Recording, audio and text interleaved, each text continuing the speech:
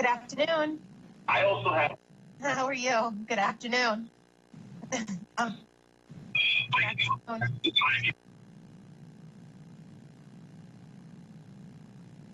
can hear you. Yes.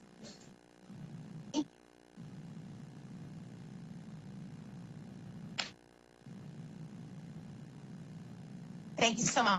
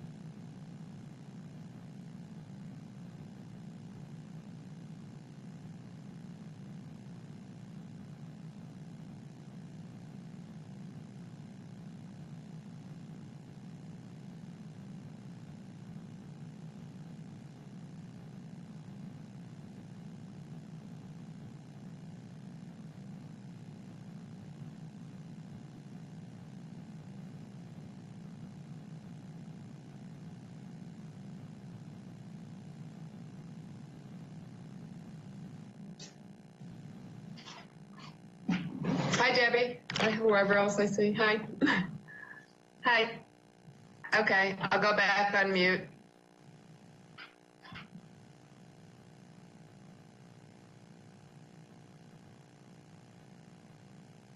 I don't hear anything from your end.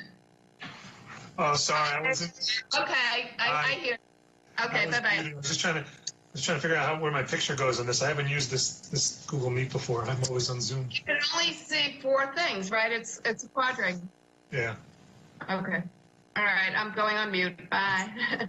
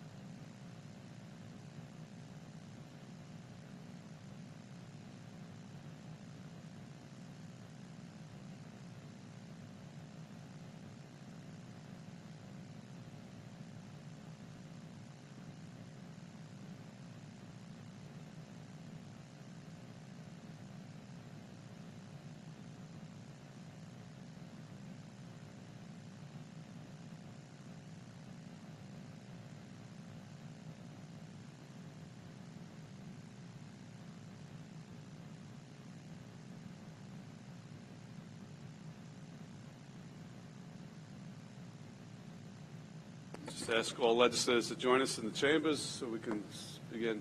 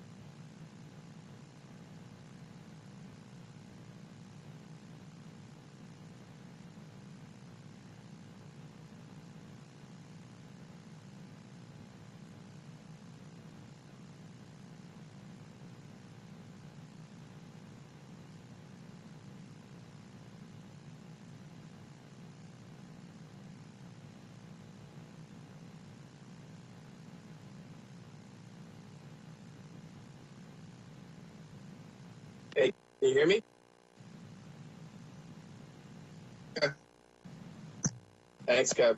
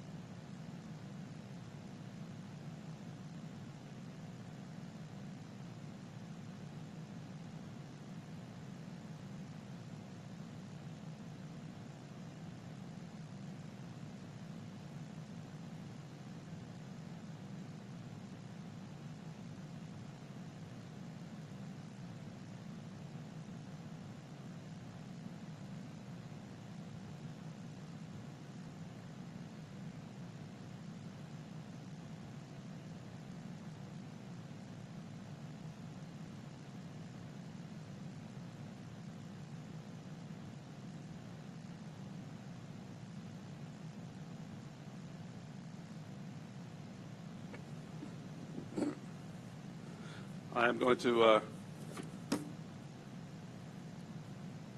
actually, there's two things. We have a Rules Committee today. We have a reconvening of a full legislative meeting. First thing I'm going to do, actually, is call the roll for the Rules Committee, because there's one item in the Rules Committee we're going to call first, which is the TransDev contract.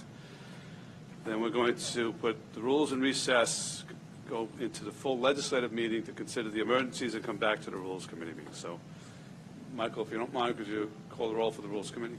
For the Rules Committee? Yes, sir. Legislator Sheila Bino. Legislator Delia DeRigi-Witten. Ranking Member Kavan Abrahams. Here. Thank you. Legislator Stephen Rhodes. Vice Chairman Howard Copel. Chairman Richard Nicolello. Here. We have a quorum, sir. Yes.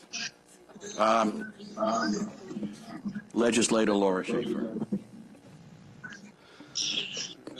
I'd like to ask Legislator Laura Schaefer to lead us in the Pledge of Allegiance, please.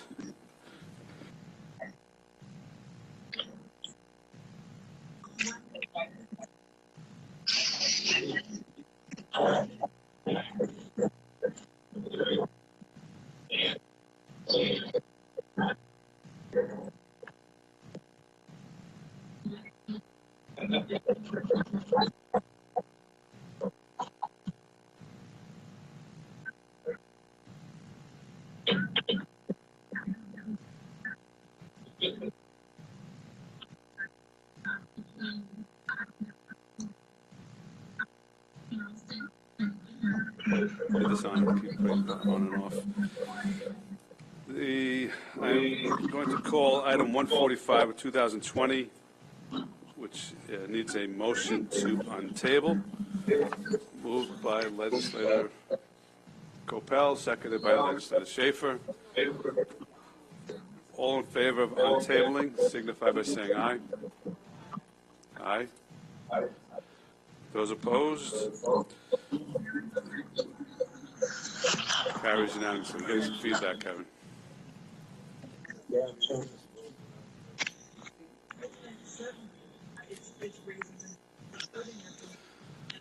This is the ordinance to authorize the county executive to execute an amendment to a contract with TransDev Services, Inc. for the management, operation, and maintenance of Nassau County bus, of the Nassau County bus system.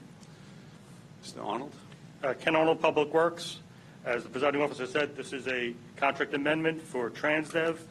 It is their, I think, 7th amendment, and this is mainly to deal with the COVID emergency. It allows us to accept the CARES Act funding with the service reductions, and also looks to amend the agreement for 2 additional years while we procure new services. Okay, I see that Mr. Kazoo is here from TransDev. Yes. I'm going to invite him up in 1 second, but I wanted to recognize Dwayne Gregory, the former presiding officer of the Suffolk County Legislature, who is here with us today. Hello, Dwayne. Good to see you. So I think we would like to maybe have a brief presentation from Mr. Kazoo. Very good. Thank you.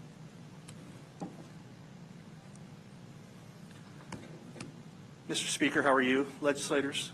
I'm here really just to answer any questions regarding service over the last few months, or service planning going forward, or any other questions you may have regarding the contract extension.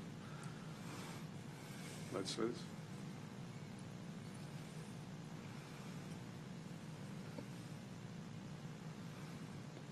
Legislator Reggie Whitten. Good afternoon. How are you? Good, legislator. How are you? Good. I was just looking through the backup, and I saw that you're receiving a decent amount from the CARES Act, correct? Correct. Now, as far as your losses, I don't know the exact amount to date. I can't even talk to this thing. How much of an impact do you expect to have because of this CARES Act funding? Well, the CARES Act funding will ensure that we can stay at the current level of full service through the end of the year, assuming no other funding is lost. So it really makes up for and keeps the current workforce employed, but it makes up for mostly for costs associated with COVID, but also lost fare box revenue and those types of things. So it's imperative that we obviously have the funding to continue the service at the level it is, so that we can get people back to work and hopefully back to school this fall. So let's say, do you feel that it kind of indemnifies you? Like, do you feel that the loss to COVID will not be an issue for the upcoming months? Should, let's say, hope for the best and we're not hit with it again? Right. So this will ensure, like I said, if all things being equal, stays in place, that we should not see any deterioration of service hours or support for the system. So just to put on the record, you're receiving $33 million from the CARES Act. Yes, the county is, yes. Right, which yes, we're giving to you. Exactly. Okay, and as far as the state funding, do you have any concerns as to, or has this amount been guaranteed, the 12 point? Well, yeah, funding on the state side is obviously and could be an issue. It just depends on how the rest of the year goes, how tax revenue holds up, and we know that tax revenue is under strain right now. Mm-hmm. But there's always a possibility of having to make adjustments, and it's all based on funding availability.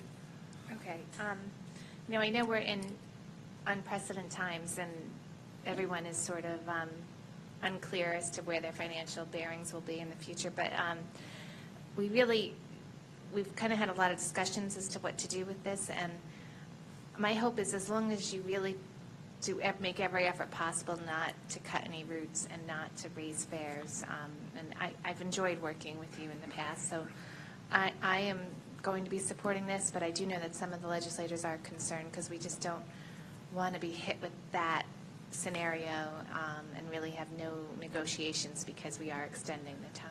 Yeah, I understand your concerns. Certainly, it is not to our benefit to cut routes either, or service.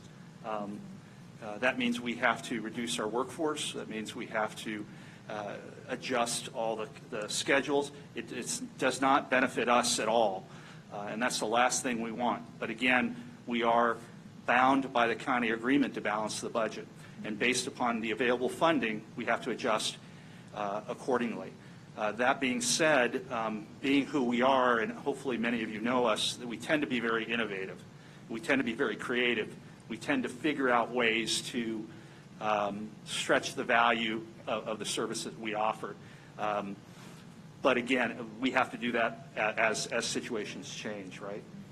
No, 100%. And again, I enjoyed working with you from the Port Washington shuttle. I'm hoping we can, continue efforts like that. And, all right, well, again, I'm going to support it, but we do appreciate you making every effort.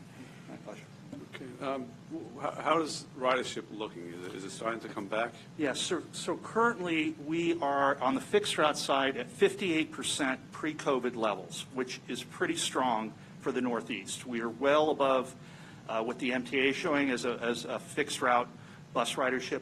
We're well above Westchester County and well above Suffolk. So it's coming back at about the rate of 5 to 10% a week. I haven't seen today's numbers from last week, but we're fairly confident that we'll see about 75% of the ridership come back before the end of the year, maybe even a little higher depending on how school attendance is for in-classroom training. I'm assuming that you're doing all sorts of cleaning and all sorts of... Yes, sir. things Yes, sir. to We protect clean our vehicles 3 times a day minimum. Right. And they get cleaned when they pull into Hempstead Transit Center. They get sanitized there, plus they get deep cleaned overnight, plus one more time midday. So it's a multi-step process, very time-consuming, very labor-intensive, but it's certainly worth it. I know this is difficult to do, but have you been able to do any sort of projections as to what the ridership is going to look like, say, in 2021? So it is difficult. That's the hard part. We're all sort of making this up as we go along, right? All these new protocols and procedures. We don't know exactly. We're anticipating possibly up to 80, 85% return. But at this point, you all know me, I'm pretty honest. It is a guess at this point. Based upon how things are coming back currently, there's no reason why we should not make that goal. But that still leaves a 15% deficit, which is quite a bit in our service. On the paratransit side, it's a much slower return. We're only at about 35% of pre-COVID levels. We anticipate maybe getting up to 60% for next year, but that again is somewhat of a guess. So there's a lot of wiggle room there, but I'm working very closely with all the systems in New York to compare and contrast and look at different best practices to get people back on the vehicles.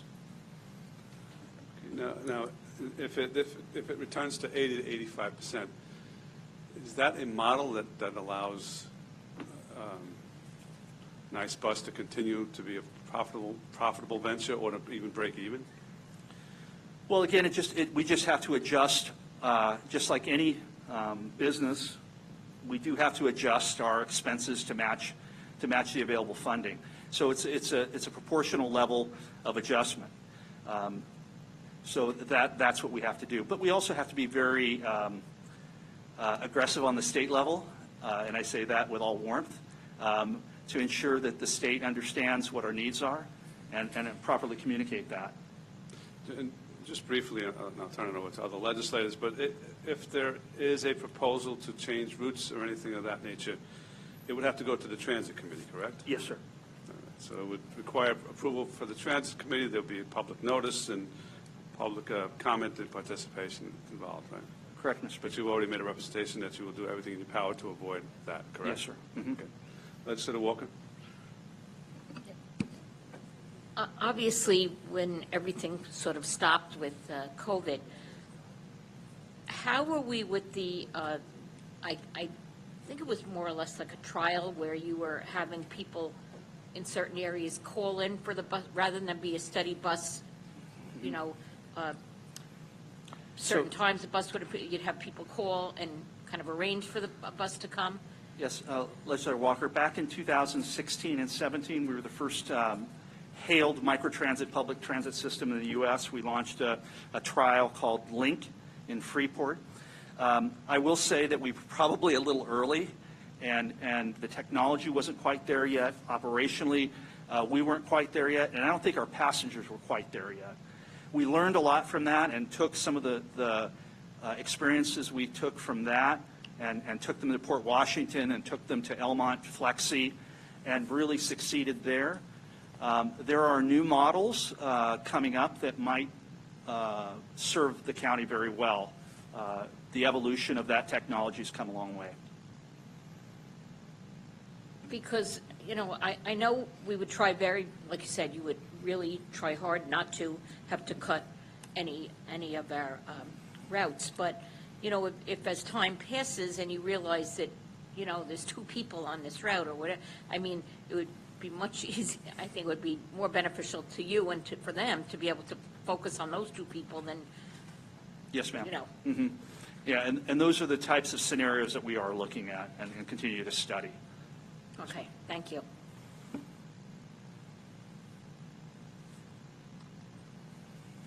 Minority Leader Abrahams? Thanks, Rich. I appreciate it. So my question is more tied to piggyback some of the things we talked about in terms of the route reductions as well as the fare increases. Obviously, we don't envision anything for 2020, but we are extending the contract 2 years beyond 2021. And I know no one has a crystal ball, but however, I am concerned to some degree that we are extending the TransDev without having any type of assurances. Things could look better in Albany, or if things look better anywhere else, and if there's an increase in funding, by extending a contract for 2 more years, we don't really have a greater understanding or knowing of whether or not there'll be protections in place. So I guess what I'm going to ask TransDev, and then we can work on it over the next couple of weeks as we go into committee. Are we open to any level of agreement or understanding that going forward, if there is additional monies that come in, or anything that's discussed in terms of route reduction or fare increases, should have some type of impact on the agreement from my standpoint? I think Legislator DeRidge said we plan to vote for it today in committee. We have every anticipation of voting for it in the full ledge, but at the same time, we do want to try to protect the riders as much as we can. And I think not having some level of assurance in the greater outer 2 years, but at the same time extending a contract for 2 years, is a little bit concerning. Okay, thank you, Kaman. Legislator Rhodes?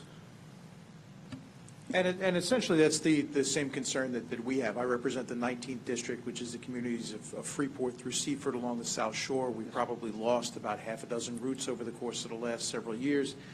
There's been restoration of N36 and N62, but we're still net negative on that. The LINK program was actually a program that was operating in my district, which was then discontinued, sort of a makeup for some of the routes that we had lost so that there would still be some service. The concern is by extending this contract 2 years, it denies us the opportunity to see if there's a better deal for our commuters potentially there, either with TransDev or with some other company. And I'm just concerned that there is no assurance that by doing this, that there's going to be a guaranteed preservation of routes going forward. I understand and I appreciate the representation, and as Minority Leader Abrahams mentioned, nobody has a crystal ball to be able to look into and see what the future holds. But I would really ask that TransDev, assuming this goes through today and assuming it goes through the full legislature, do everything in its power to avoid further route reductions and see if there are alternatives out there to be able to make restorations to provide some sort of service to residents in my district that have lost so much. I understand, sir. Yes, Thanks. Anyone else? All righty. Thank you, Mr. Kazoo. Appreciate it. All right. Hearing no further discussion, call for a vote on this item. All in favor signify by saying aye. Those opposed? Aye. Carries unanimously. So that will be before the full legislature in 3 weeks. I'm going to put the Rules Committee in recess, and now we're going to go to the emergency agenda for the full legislature. Usually we do not usually need a roll call, but since some of us are participating via remote video conference, let's just confirm that all here. Will do, Rich. Thanks. Roll call. Deputy Presiding Officer Howard Coppell. Alternate Presiding Officer Denise Ford. Here. Legislator Sheila Bino. Legislator Carrier Solage. Here. Legislator Deborah Muley. Here. Thank you. Legislator William Gaylord III. Present. Thank you, Bill. Legislator Vincent Muscarella. Here. Legislator Ellen Birnbaum. Here. Legislator Delia DeRiggi-Whitten. Legislator James Kennedy. Legislator Thomas McKevitt. Legislator Laura Schaefer. Thank you. Legislator John Ferretti. Legislator Arnold Drucker. Here. Legislator Rosemarie Walker. Legislator Josh Lafazan. Here. Thank you. Minority Leader Kavan Abrahams. Here. Thank you. And Presiding Officer Richard Nicolello. Here. Thank you. Thank We you. have a quorum. Okay, thank you. We had a email public comment, which was submitted by Frank Spade Spadaro with respect to police accountability. The email will be given to our clerk and made a part of the record for today's proceeding. The first item is 152, 2020. It had been up for emergency a couple of weeks ago, and the emergency was defeated. What we're going to do to start things off is we need a motion to reconsider whether to grant an emergency or not. Sorry, we couldn't capture the phone, but if you leave your name, phone number. Okay. Somebody's having. All right. And anyway, we need a motion to reconsider, which can be made by any member of the legislature who voted to grant the emergency. Moved by Legislator Rhodes, seconded by Legislator Drucker. All those in favor? I'm on a phone conference. Listen to the other line. All those in favor of reconsidering the emergency signify by saying aye. Aye. Those opposed? It was cash. Okay. All right. So the motion to reconsider passes, and now we can consider the motion for an emergency.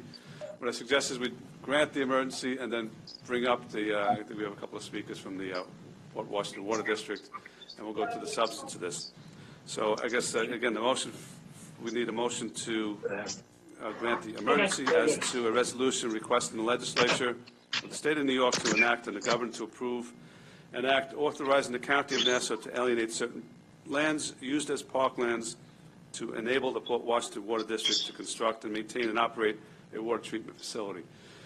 On the emergency, we'll have Delia moving the emergency, seconded by Legislator Ford. Any debate or discussion on the emergency, signify by saying aye. Okay, all in favor, signify by saying aye. I got messed up there. Any opposed? Passes unanimously. So now we have to call the item. It's a resolution requesting the legislature of the state of New York to enact and the governor to approve an act authorizing the county of Nassau to alienate certain lands used as parklands to enable the Port Washington Water District to construct, maintain, and operate a water treatment facility. We'll have Delia DeRiggi-Whitten make that motion, seconded by Legislator Kennedy. So now the items before us.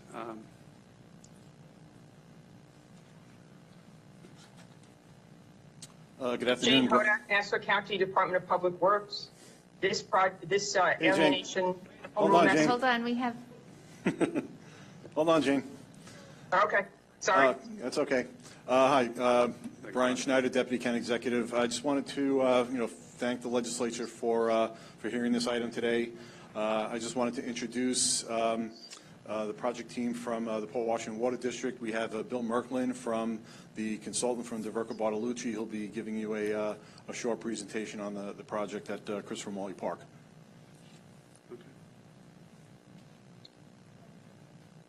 Thank you, Brian. Thank you for getting us on the calendar today. I have with me Commissioner Mindy Germain from the Water District and the Superintendent Italo Vacchio and the District's Attorney Peter Fishbein. Also with me is Michael Savarese from my office. He's got some poster boards that he can bring out and put in front of everybody. But also on the Teams chat, we put a copy of a PowerPoint presentation. So if anybody who's remote wants to go and look on the chat column on your Teams, you could get a copy of this presentation. Also, for everybody that's here, I believe you have a copy in front of you. But we made these poster boards just for a couple of highlights. So first of all, we're requesting an easement to expand an existing treatment plant in the Christopher Morley Park. There is an existing facility there. In fact, there's multiple buildings. There's 3 buildings for the wells 8, 9, and 11. There's a treatment building for the air stripper and chemical treatment. There's a standby generator and a separate enclosure. And we're looking to expand that and add another facility next to it. This facility provides 60% of the summer demand for the Port Washington Water District. The very first user for the water that comes from this facility is actually Morley Park, and then St. Francis Hospital, and some town facilities and emergency management. And then the water goes up, a 24-inch main goes up Searingtown Road and then Port Washington Boulevard to feed the service area. It's a critical facility, not just because it provides 60% of the water, but also because these wells were constructed decades ago to get away from the saltwater intrusion problem associated with the wells that are located on the peninsula. So the requirement that's driving this are some proposed regulations that New York State Department of Health has put forth. They would establish new maximum contaminant levels for some emerging contaminants, 1,4-dioxane and a couple of PFAS elements. And that could happen as soon as August, I'm told, although it's been delayed by COVID, and I suppose that could happen again. The 3 wells at Christopher Morley Park will require enhanced treatment to remove these chemicals. The treatment system that's there now is not capable of removing these chemicals. So that's why we're asking for an easement for this space. And so turn that to face the dais. This is the site plan. I know it's a little hard to see, but along Searingtown Road, you can see there's an existing treatment building, and the new building that we're proposing would be between that treatment building and the county parks maintenance building. It's a portion of land that currently just has some scattered scrap trees and a push wall and storage area for the maintenance facility. The proposed building would be a brick and block building with a shingled roof. And maybe you could flip to that next one. These are 2 views. The top view is from Searingtown Road. So it'll be built into the side of a hill. So the side that you see from Searingtown Road, you would only really see the top half of the building. And then access to that would be at the lower level adjacent to the maintenance building. So the next slide is to show what goes on inside the building. It's a very tight package, even though the building appears large. There's a lot going on inside, and we've not wasted any space. We have a reactor, a UV reactor for an advanced oxidation process, storage of chemicals to work with that process, and then granular activated carbon vessels. These are, it's hard to tell from this, but these are 12-foot diameter by 32 feet tall each, and there's 6 of them. So it's a very large set of equipment.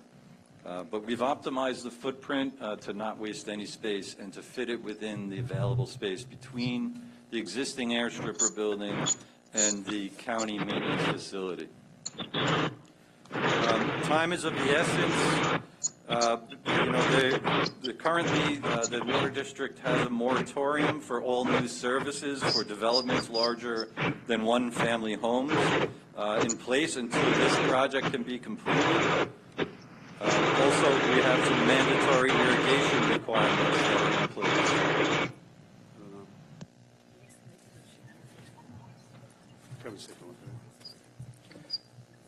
I wanted to finish by saying the Port Washington Water District has a track record of being a very good neighbor. And when I say this, I mean that They've communicated with the community. In fact, we've had public meetings at the Port Washington Firehouse, which included the New York State DEC and the Nassau County Department of Health and the town of Hempstead. And we had a public hearing for the bonding and 2 public information sessions, which talked about this project as well as some other projects that are caused by the same proposed regulation. And following the learning on Friday that further public education is required beyond just the Port Washington Water District, we are currently working on 3 public information sessions, which we're hoping to do on July 23rd at 10 a.m., again on July 23rd at 6:30 p.m., and then on July 27th at noon. I do have some follow-up questions about that before I conclude. But I also wanted to say that in all of the projects, I've been working with the Water District now for about 20 years, and all of the projects we've ever done, they've been really conscientious about making the sites beautiful. And so if you look at the end of my presentation, I have several photos of projects that were done recently with the date on them. So you can see that every one of them, they did a really great job on landscaping, and they're committed to do the same thing here. Before I take questions, I just want to ask a question of my own, which is we're preparing these postcards for notice of these public meetings, but we don't really know what the criteria is for who should be notified. Typically, there's a radius or something along those lines, so I'd like to ask for direction in that regard. And I also wanted to make note that timing is very critical here because the state legislature is in session next week, and we're not sure when they would meet again, but we need them to vote on this in order to get the easement in place. So with that, I would then go to questions. Thank you, Mr. Merklin. And with respect to the postcards and what area to cover, we'll get that information to you. It's the facilities actually sits on the borderline between 2 districts, 2 legislative districts, so it'll be myself and Legislator Birnbaum who can get that information to you. Great, thank you. Just one correction, for today's purposes, it's not the easement agreement that's before the legislature, it's actually the alienation of the parkland, which is what requires the home rule message. We have also confirmed that apparently the legislature will be meeting over the next couple of weeks, and you're correct, we don't know when they'll be coming back, so a delay on the home rule message at this time would delay this project for probably upwards of a year. I appreciate the fact that you have so quickly scheduled those public information sessions. I think that's vitally important.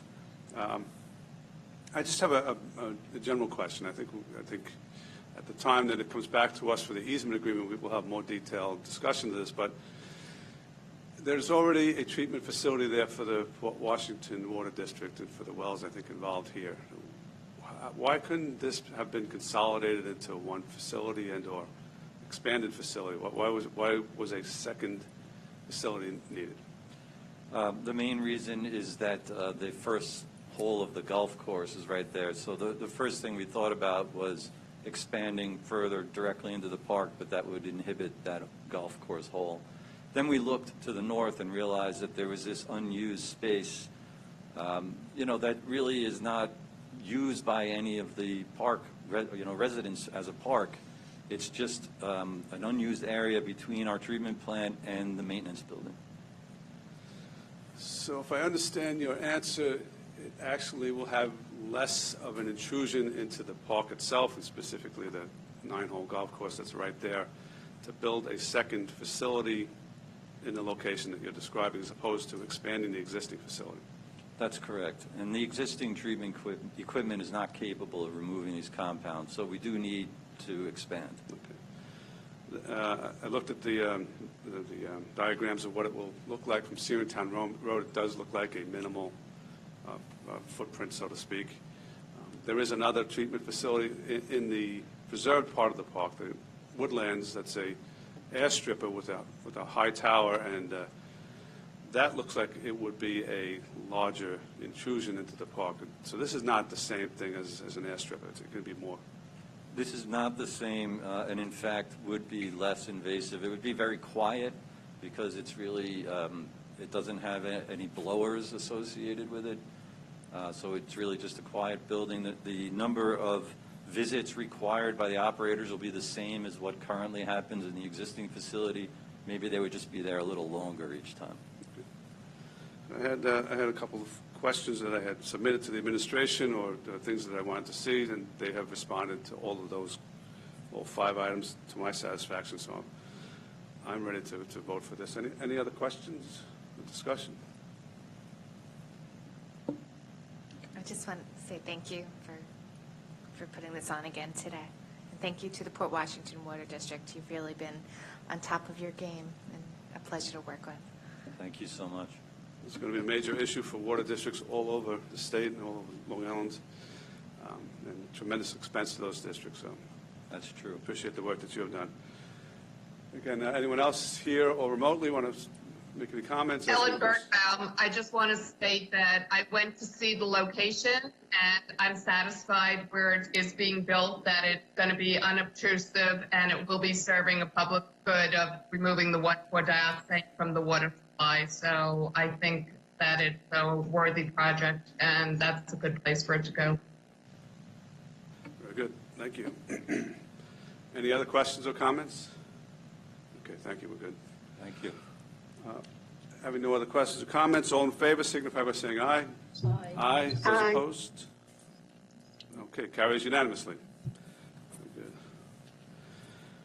All right, we have 4 other emergencies. I guess we'll call them all at once, unless there's objections. 179, 180, 191.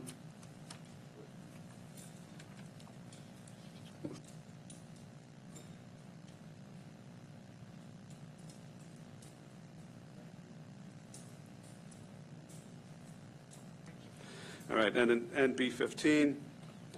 I'll read them all quickly. 171 is a resolution requesting the legislature of the state of New York to enact and the governor to approve an act authorizing the county of Nassau to alienate and sell parklands to the Coleman Country Day Camp and Colson Properties, LLC. 180 is a resolution requesting the legislature of the state of New York to enact and the governor to approve an act in relation to authorizing the County of Nassau to lease certain parkland located in the village of Atlantic Beach. 191 is a resolution requesting the legislature of the state of New York to enact and the governor to approve an act to authorize the County of Nassau to discontinue use of certain lands as parkland located in the county's Bay Park and authorizing the city of Long Beach to convey to the County of Nassau an easement through land located in the city's Veterans Memorial Park. The last proposed emergency is a resolution authorizing the county executive to award and execute a contract between the county and Pratt Brothers, Inc.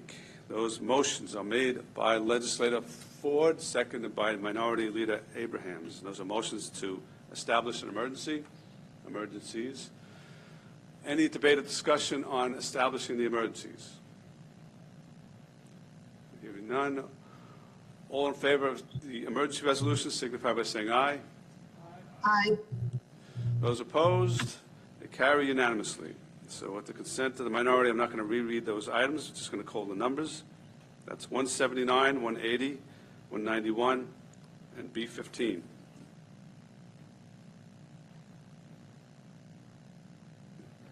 Anyone have any questions or discussion on these emergency items? Okay. Hearing none. All in favor of these 4 items?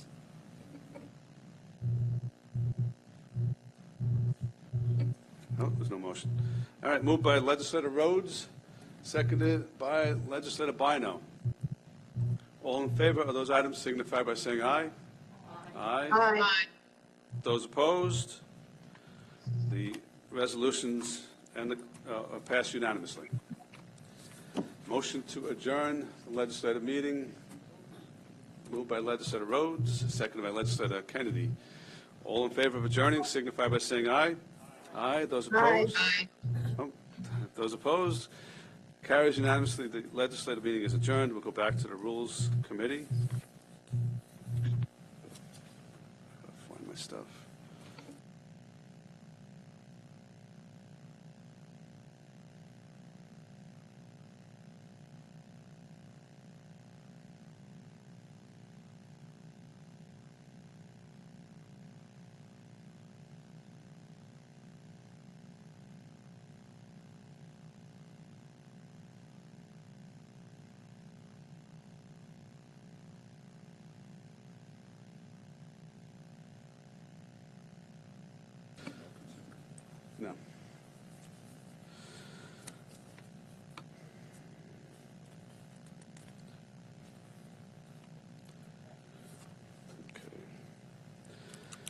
Item 139 of 2020 is a local law to extend the deadline for the imposition of penalties and interest for the late payment of general taxes due on July 1st in the year 2020 on property owned by deceased healthcare workers. That title should actually include also frontline workers. That's moved by Legislator Drucker, seconded by Legislator Gaylor. Do you want to say a few words about that? Thank you, Presiding Officer. Extremely gratifying that the Presiding Officer and Legislator Gaylor has co-sponsored this with me in an effort to do as much as we can. This is a debt of gratitude we owe to the frontline workers and first responders that can never be repaid. Any bit of comfort and relief we can afford them is something we should always endeavor to try to do, and this bill is designed to do just that. Give some more breathing room to families who have gone through the tragedy of losing a loved one to COVID-19, especially those that have sacrificed and put their lives in jeopardy by fighting this virus each and every day and unfortunately succumb to it. It takes a lot of time till we get their estates up and running, and providing them this relief and this delay, this deferment of taxes is one measure that we can employ, and I'm grateful to the majority for putting this on the calendar and for allowing it to go further. Thank you very much. All right. Thank you, Arnie. It's a good idea, and we are wholly supportive, obviously. And it's just a way to give some relief to the families of those who have lost their lives in this pandemic. So, anyone else want to add anything? Hearing none, all in favor signify by saying aye. Aye. Aye. Those opposed? That carries unanimously. 147 of 2020 is a resolution to ceremonially designate a portion of the county road known as Charles Lindbergh Boulevard from the intersection of Jeffrey Avenue to the intersection of Earl Ovington Boulevard in Uniondale as William M. Wheeler Way, and directing the Department of Public Works to install conspicuous signage along said roadway. Moved by Minority Leader Abrahams, seconded by Legislator Bino. Any debate or discussion on this? Okay, hearing none. All in favor signify by saying aye. Aye. Those opposed? Carries unanimously. Item 149 is a local law to amend the Nassau County Administrative Code in relation to amending the Nassau County Human Rights Law to preclude discrimination based on certain visible characteristics. Moved by Legislator McCavitt, seconded by Legislator Gaylor. Let me just get my notes.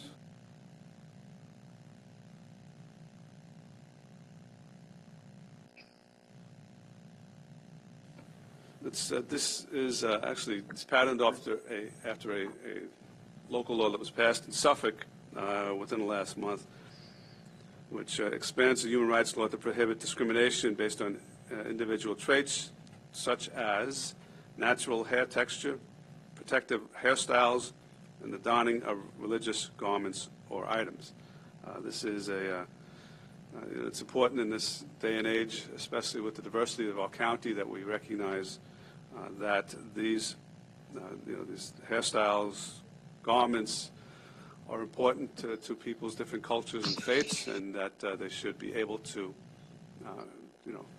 have those things without worrying about discrimination in terms of employment or housing or anything else. So I think it's a very useful addition to our human rights law.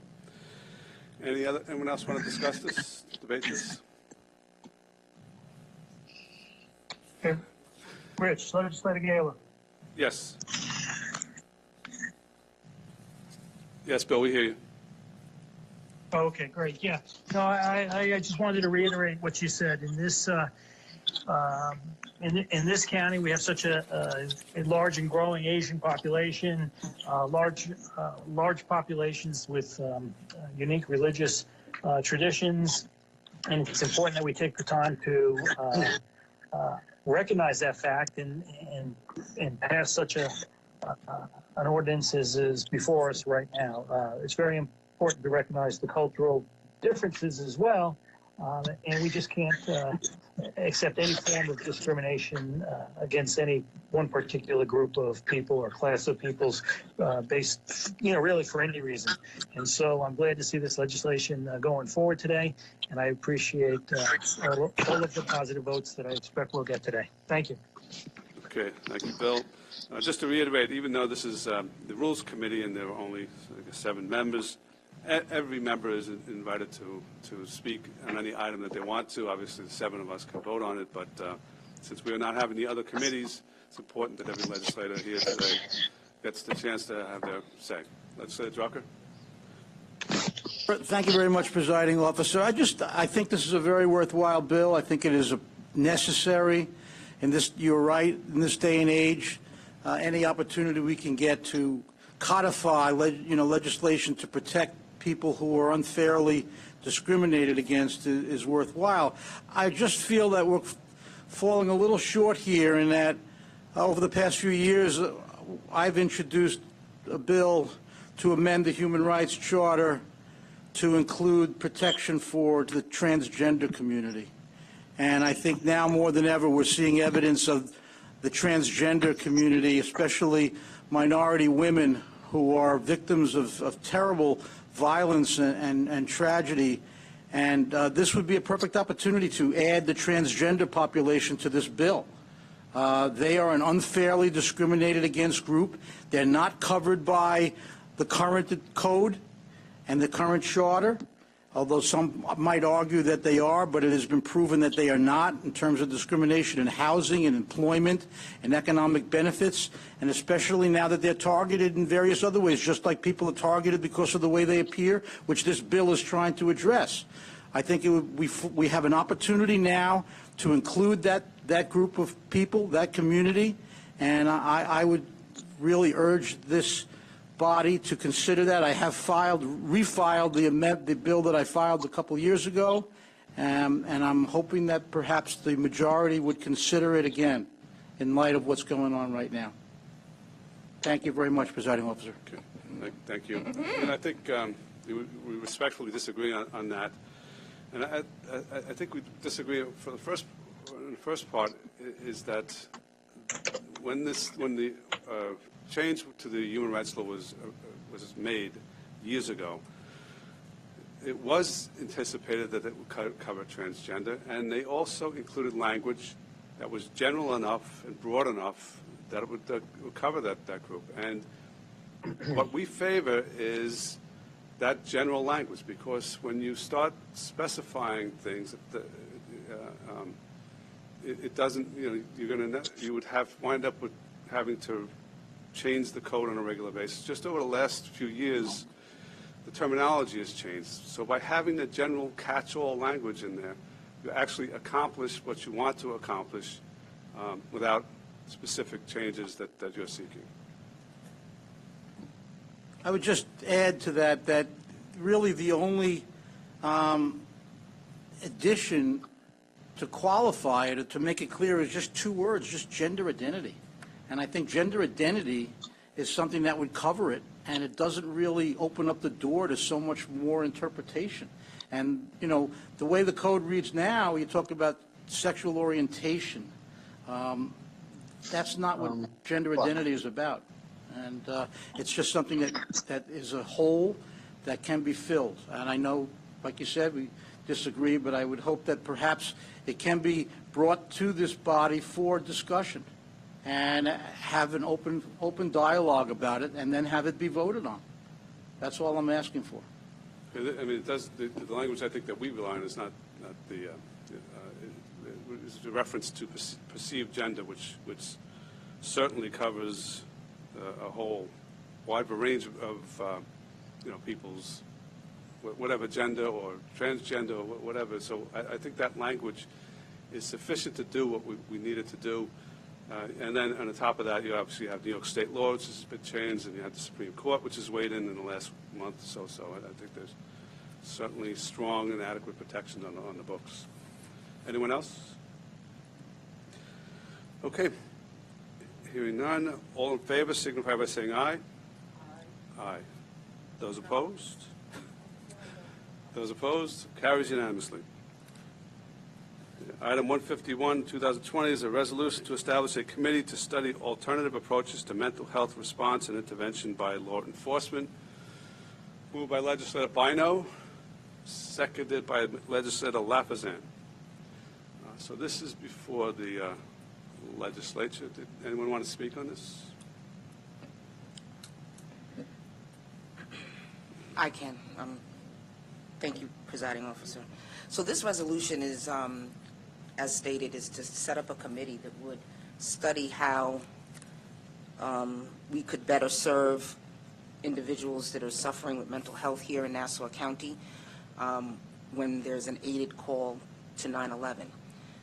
Similar to when there's an aided call to 911 and it is a medical issue, a physical medical issue, we dispatch EMTs.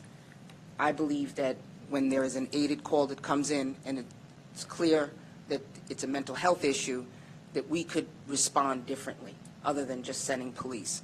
And so Legislator Lafazan and myself were working on this separate and apart from each other and came to the realization that there could be two different approaches. And so we'd like a committee set up to look at the two different approaches that we have put forward, and also include anything that the committee might come up with as well, and how we could better serve those that are here in our county that are suffering from mental health. This committee would be chaired by the Commissioner of Police along with the Commissioner of Human Services. I was going to ask whether there was any specific incident or that gave rise to the, to wanting to form the committee. Was there a specific trend, was specific incidents, or just I'm wondering about the origins of why you of this bill? Yeah. So the bill is birthed out of,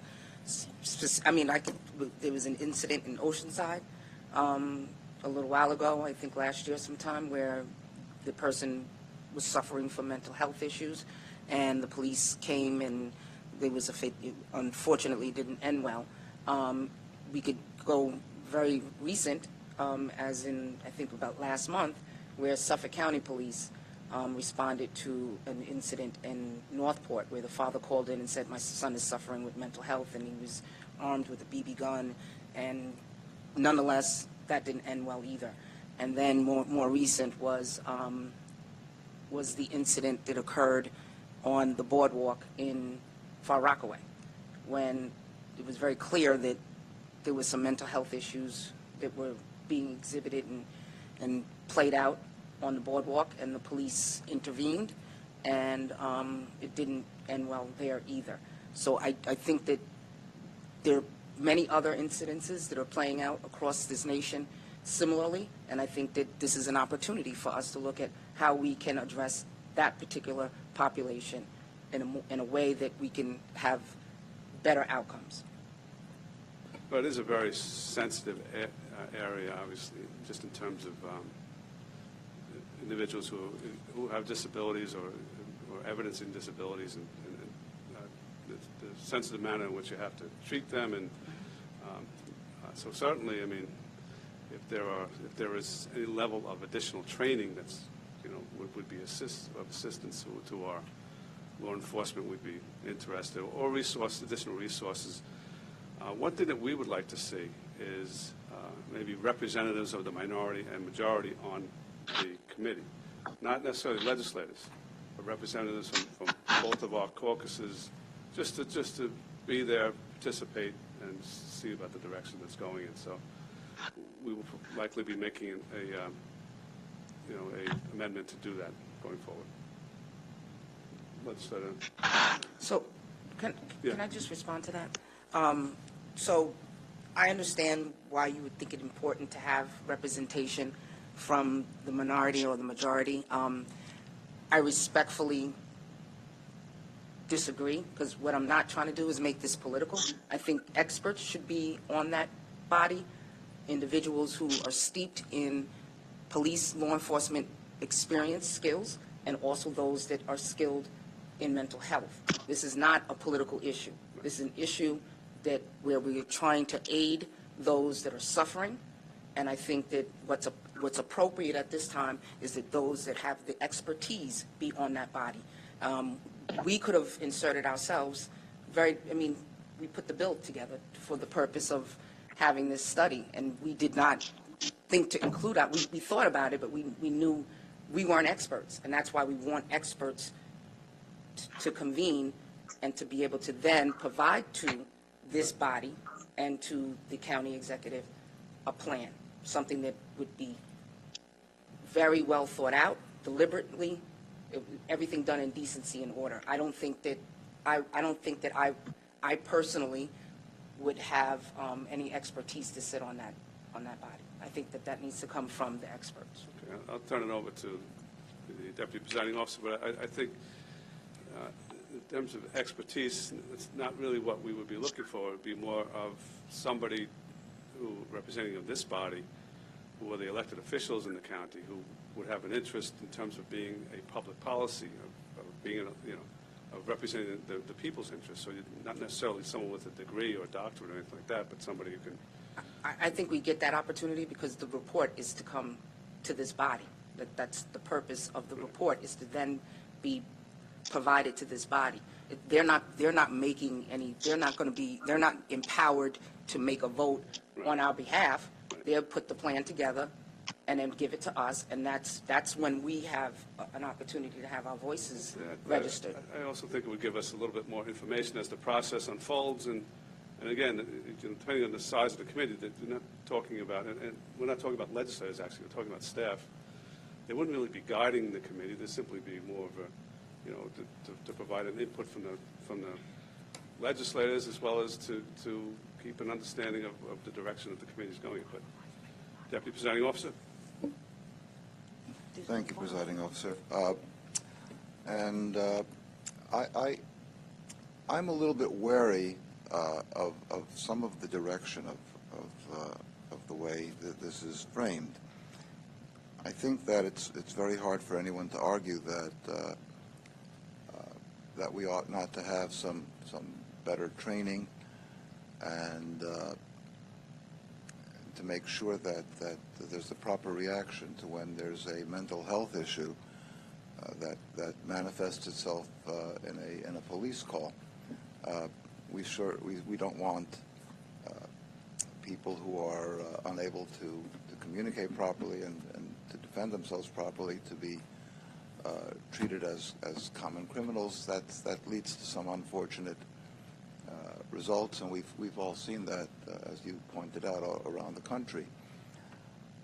But once again, if the direction is the way it's stated here, is that we're going to study alternatives to the police, and I would much rather see the study pointed at better training within the police department and for police who are responding to know what to do. I mean, we certainly don't want to have the specter of social workers responding to holdups or something like that. That's obviously not going to work. So once again, I'd like to see something that's directed more at training within the police department, and perhaps, if necessary,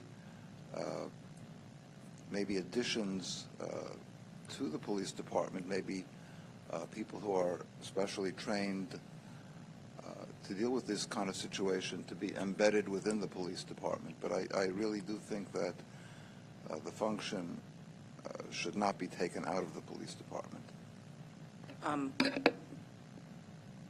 To your point, Legislator Coppell, this bill actually, this resolution has two components to it. One in which the crisis intervention team would respond along with police. This is not in place of the police. Would respond with the police, but take the lead. The other proposal here to be reviewed is to have a group that would be embedded within the police department, so that they would be specially trained and they would be embedded within the police department. So it has two components that would be looked at, none of which was eliminating police. All right, so perhaps we're not in disagreement. It's just perhaps the wording over here where it says that it's alternatives to the police.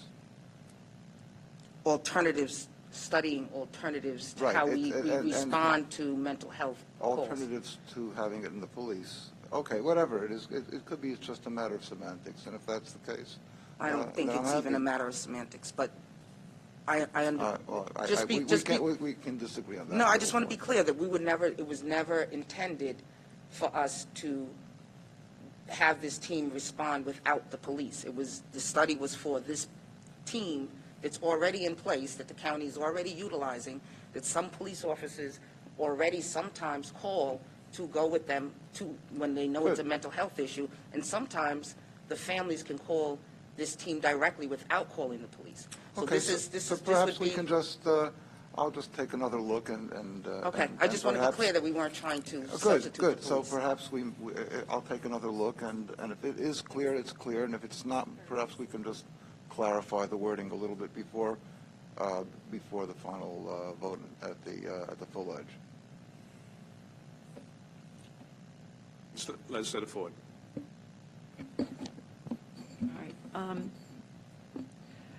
I understand what you're saying, Legislator Bino, so that there is something that's already in place with the police department to be able to respond to these calls that deal with mental health issues. Once a family member or somebody who's making the call identifies it, that like somebody is bipolar, they're acting erratic, please, so then the police then would know,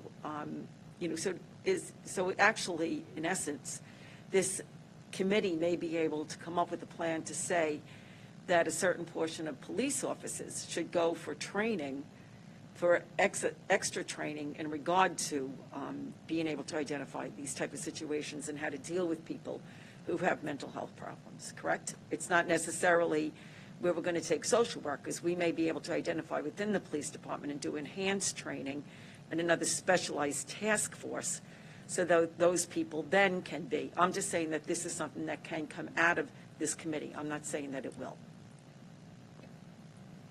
Correct. Okay. Now, how many members is it anticipated? Because it's not on here. I mean, is there a limit on the number of committee members that are allowed to be on this? Because right now you just have co-chaired by the PD and Human Services. But you just have a group of people, social workers, mental health. Is there like a limit on how many people would be on this committee? We did not enumerate because we felt that the police commissioner and the commissioner of human services would be able to identify experts in their field that they feel that they would be able to work with to come to a conclusion on what that could look like. Okay, so then they would also set the parameters of the committee as well. That's as correct. to what they're going to be looking at. When you talk about, and I sort of agree with the presiding officer, though, in a way that if we as elected officials can have somebody just to sit there and not to report or anything, but just to understand the process and how these people are interacting and everything, because, it'll give us, before it comes to the full edge, maybe an basic idea of what is happening, within this committee. But when we talk about, and I understand but the community members, which community members would they be? I mean, is that just anybody who's in a community, or are we trying to limit it to people on this committee that would be law enforcement, public health, and then I guess individuals with individuals and organizations with expertise in issues affecting individuals with mental illness. And I guess, it could be like, group homes and stuff like that, they would be able to know. But what community members would that be? I mean, if we're saying that if you don't want somebody from this community, what community members would they identify as being on this committee? Who would they be? When you say I don't want someone from this community. No, I'm just saying, like you had, when the presiding officer had said about maybe having representatives from majority and minority legislature, you wanted it to be more like just the professionals. And I understand your viewpoint. I'm not arguing with you on this at all. Okay, I'm not arguing about this legislation. Okay, I'm just, but what I'm saying is, what community members would that be that you would bring onto this committee? Again, we're forming the committee, but the committee would be led by the two commissioners. So those commissioners would be able to identify what community groups or individuals within the community they feel would be helpful in their discussion as they work through the plan. Okay. And so I think having staff, if we wanted to have staffers attend the meetings, I don't see anything wrong with that. We just didn't look to have appointments to that body because we don't feel that we have that level of expertise to be able to have people be a part of it. We feel like the Commissioner of Police and the Commissioner of Human Services, who are steeped in their respective roles and areas, will be able to identify those people. But if we want to have staffers attend the meetings, to be able to then brief, the majority and the minority, I don't see anything wrong with that. Okay. And so then even with, and the report would be issued within 6 months? Correct. So that would be, but what if they can't meet? Like, I guess we would have to do Zoom meetings, right, to be able to discuss this? Okay, all right, I just wanted to, thank you. You're welcome.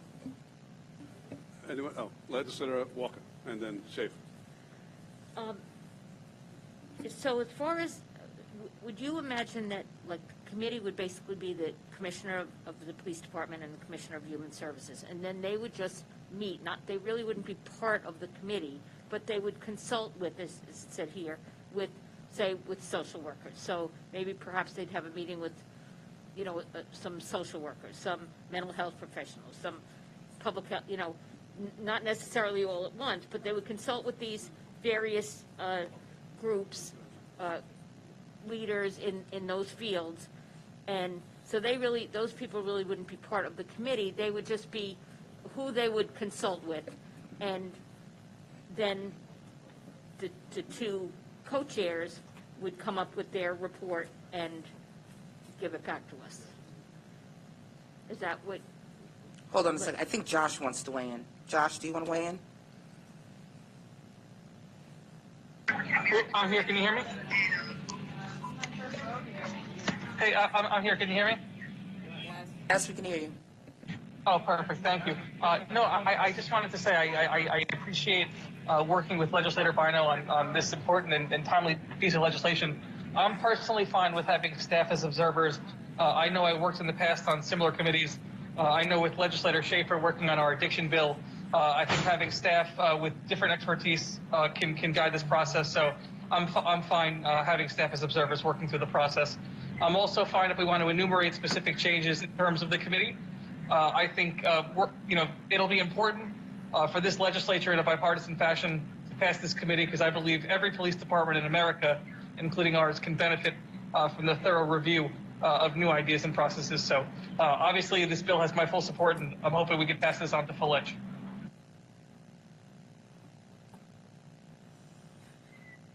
Okay. Did I get an Are you done? to my question? Okay. No, I was just wondering. I'm going to answer your question. Oh, okay. That's right. Back to you, Sue. So the committee, I've been on a couple of committees, right? I served on the heroin task force, and there are times when the committee, a group of folks would meet together, and there were times when there were one-offs. These two chairs can determine how they're going to move forward in analyzing how the county could do better or provide additional support to those that are calling in regarding mental health aided calls. Okay? Pardon me?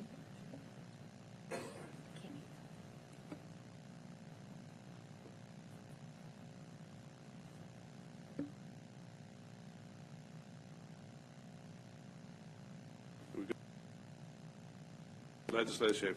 And maybe these are questions for you, or maybe these are more for the study, but I just figured I'd ask.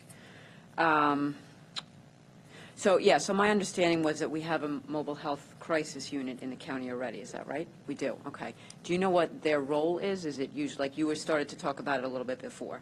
So what do they, if you know, what do they typically do?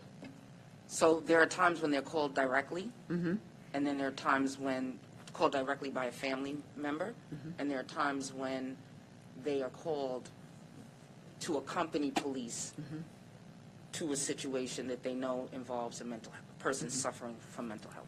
So Okay. that's how it works, from my understanding. That's how it Okay. works now. And do you know how many, do we get a lot of calls that involve mental health Oh, I don't have the statistics. patients? No? That, Okay. that would be probably for the police commissioner to answer. Okay. Okay, and I saw that you said something in here about either just expanding on the role of the current Nassau County Mobile Crisis Team, or you were talking about creating Nassau County Police Department Mental Health Response Unit.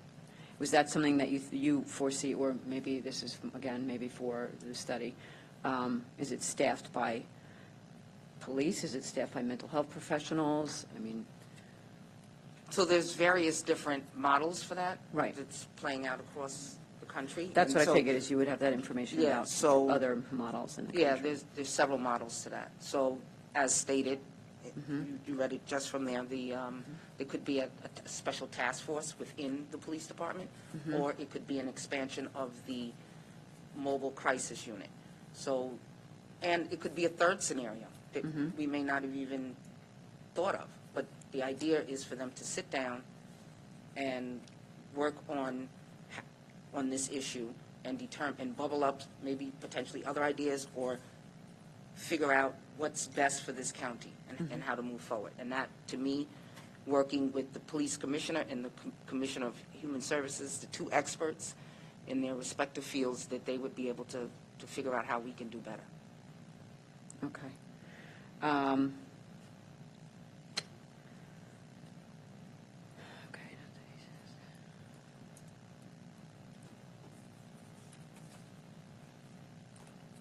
Okay, I think that's all I have. Okay. Legislator Ferretti? Thank you, Presiding Officer. Has anyone in the minority reached out to either of the commissioners to see if they support this legislation? I spoke briefly with the Commissioner of Human Services, and the mobile crisis unit is already up and running. So I don't think that there would be a problem with considering expanding it.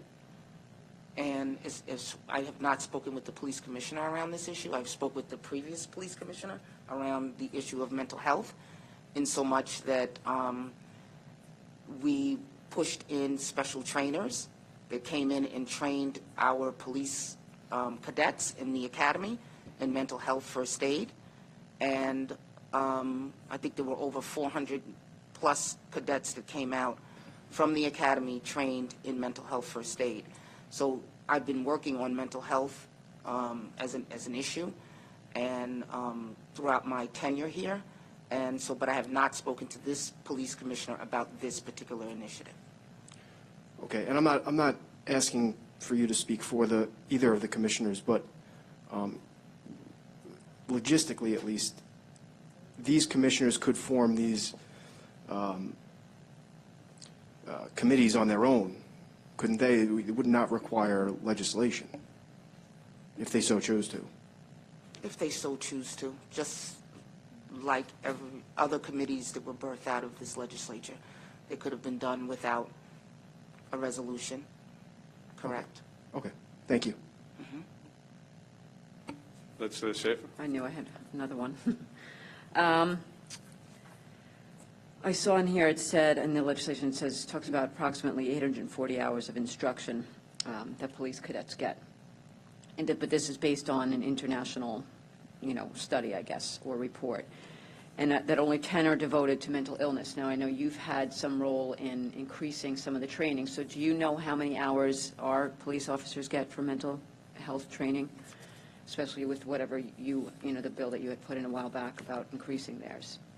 So I don't know. I can't speak directly for this police academy. I know that what I had worked toward with Police Commissioner Crumter was to provide mental health first aid in the public safety component, and that training was 8 hours. But there was also additional instruction that was provided aside from that training.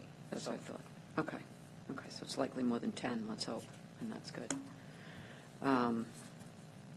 Okay, and just my thoughts also, just because like everybody else in the legislature, I think we see a lot of letters go back and forth, and I think, and obviously I don't have a say in it, but having someone from, the respective unions be involved in this too, so that any changes that could be made can be, they can move forward with them. It doesn't have to be something that where they want to make certain changes and then the unions are going to have a problem with it contractually. That's just my thoughts. So. Okay, anyone else?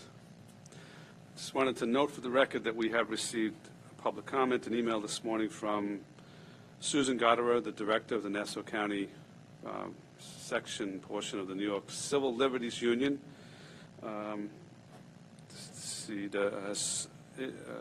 Comments with respect to the materials that are posted on, I guess, the clerk's page or the county's website in terms of what's on our agenda, as well as the public comment period. And she also has questions regarding how the committee is going to be formed, the formation, and that process. So I think perhaps, Celia, maybe if you want to get back to her before the next meeting might be useful. Only just one other thing. At the next meeting, we are going to seek to have the Commissioner of Human Services and the Commissioner of Police here, or their representatives. So I really would like to hear from them in terms of their viewpoints of this, and specifically with respect to the police department, maybe they can shed a little bit more light on what procedures, what processes they have in place already. So I think that would be useful to hear. But again, I'd like to hear from both of them as well. I think we all would. Legislator Drucker.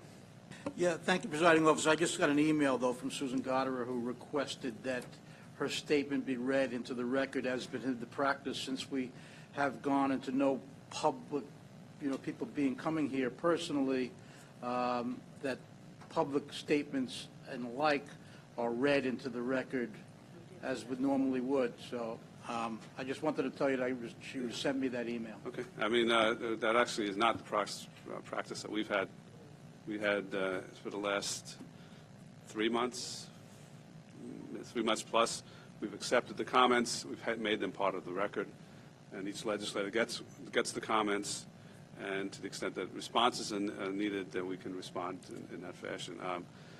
Specifically, if there's a issue in the legislator's district, that legislator can respond. But as I indicated, this has to go with how it's perceived that the committee will be formed, and I think that those are questions that perhaps the bill sponsors will be best able to answer. And in terms of the process at the legislature and or the website of the county, in terms of posted materials, that is something that we will look at. I mean, those are the 2 main points that she made. I just thought I'd convey what I received. Okay. Yeah, thank you. Any other comment or discussion? Hearing none, all in favor signify by saying aye. Aye. Those opposed? Carries unanimously. 139 is a local law to extend the deadline. I'm sorry. That's where we started.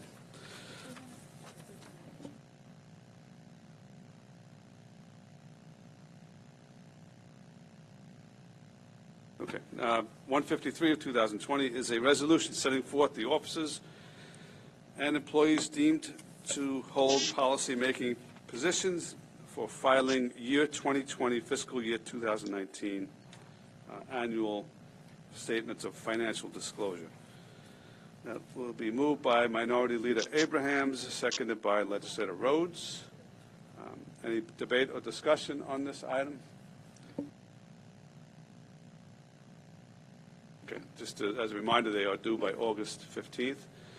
But no debate or discussion? What? Oh, I'm sorry. Somebody could have got really in trouble. August 10th they're due by. These statements are due by August 10th. Anyway, no further debate or discussion. All in favor signify by saying aye. Aye. Those opposed? Carries unanimously. 155 is a resolution to authorize the transfer of appropriations heretofore made within the budget for the year 2020. Moved by Legislator Bino, seconded by Legislator DeRiggi Whitten. Any debate or discussion?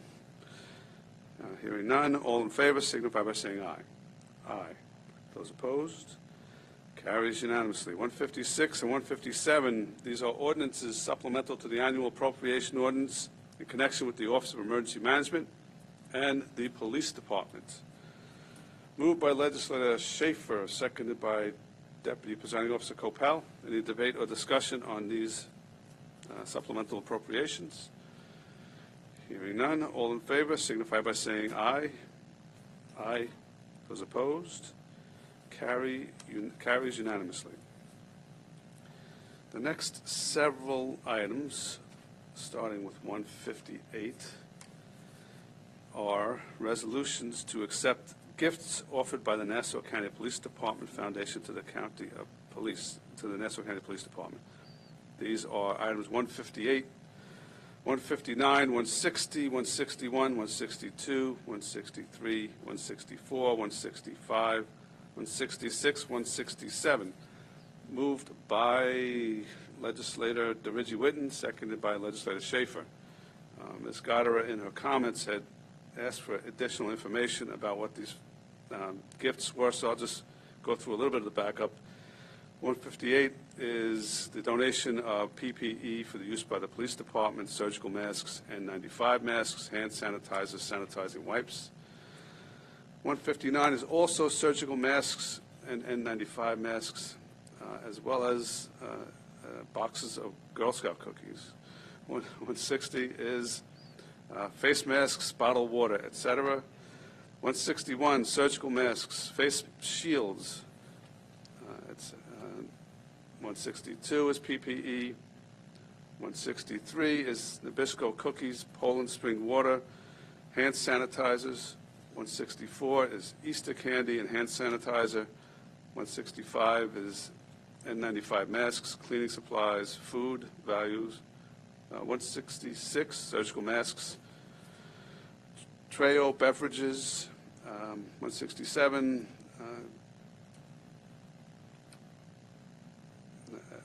electric atomizer, surface cleaning gels, etc. So those are the items. I'm relatively certain these foodstuffs are probably given to those working the COVID epidemic and putting time in and were unable to, it's just a nice gesture for some people who were working during COVID. So in any event, those are those items. Any debate or discussion?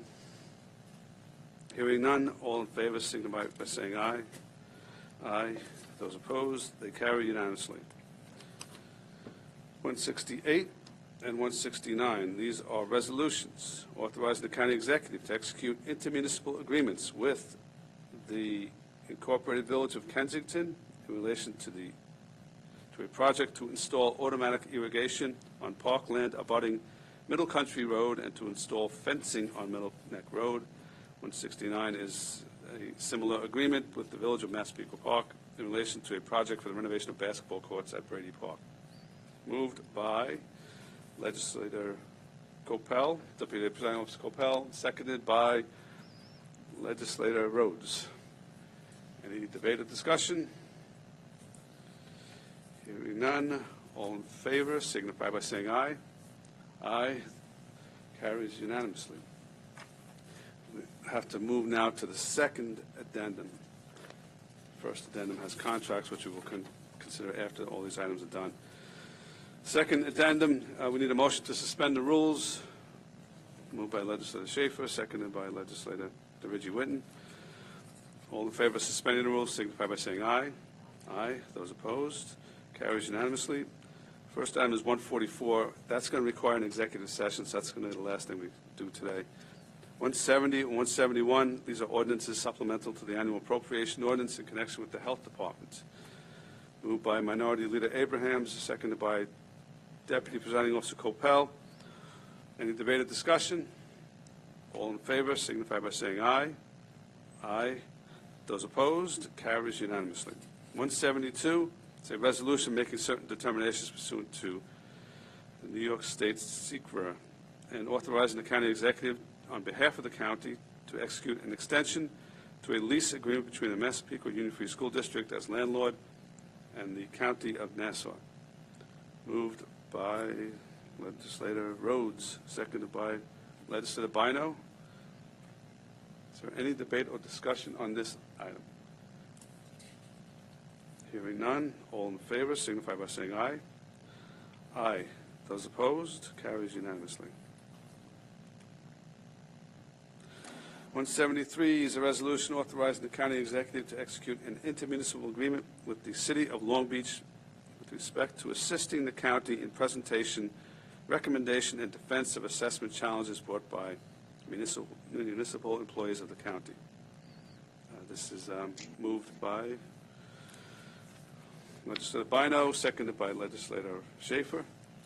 Any debate or discussion on this item? We did the same thing last year. All in favor signify by saying aye. Aye. Those opposed, carries unanimously. 175 is a resolution establishing a standard workday for elected officials in Nassau County who are members of the New York State and local retirement system. Moved by Deputy Presiding Officer Coppell, seconded by Minority Leader Abrahams. Any debate or discussion? Hearing none. All in favor signify by saying aye. Aye.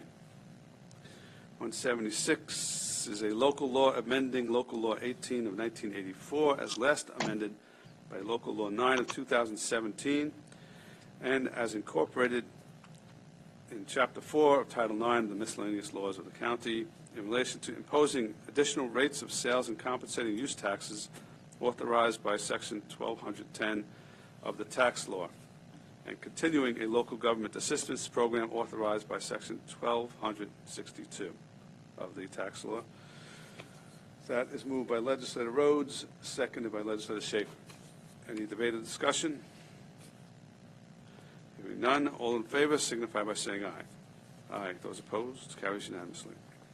177 is a resolution authorizing the county executive to execute a grant agreement between the county, acting on behalf of the Department of Parks, and the Glen Cove Downtown District Management Association.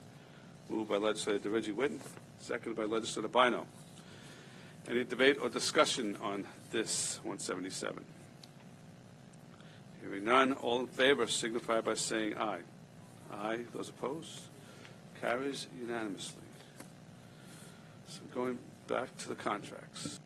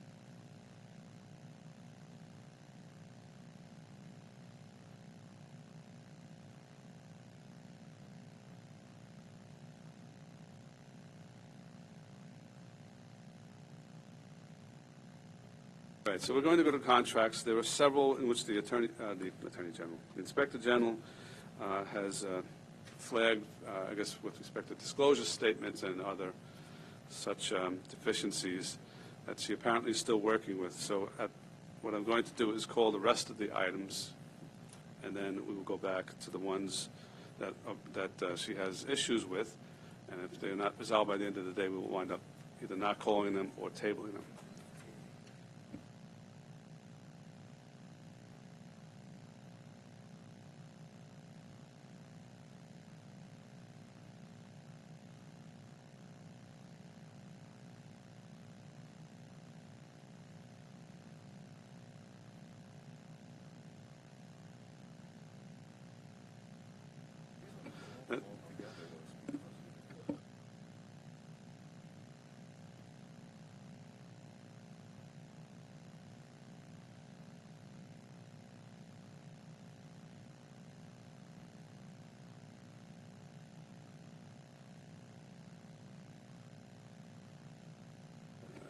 All right, so here's what we're going to do. We're going to call all these items together, all the contracts together, at least with respect to the ones on the main calendar. When we get to ones that the IG has issues with, we will make a motion to table with respect to those.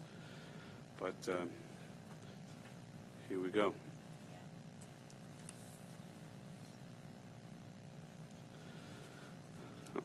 Again, I'm calling all these items, and as we go along, if we need to table items, we will.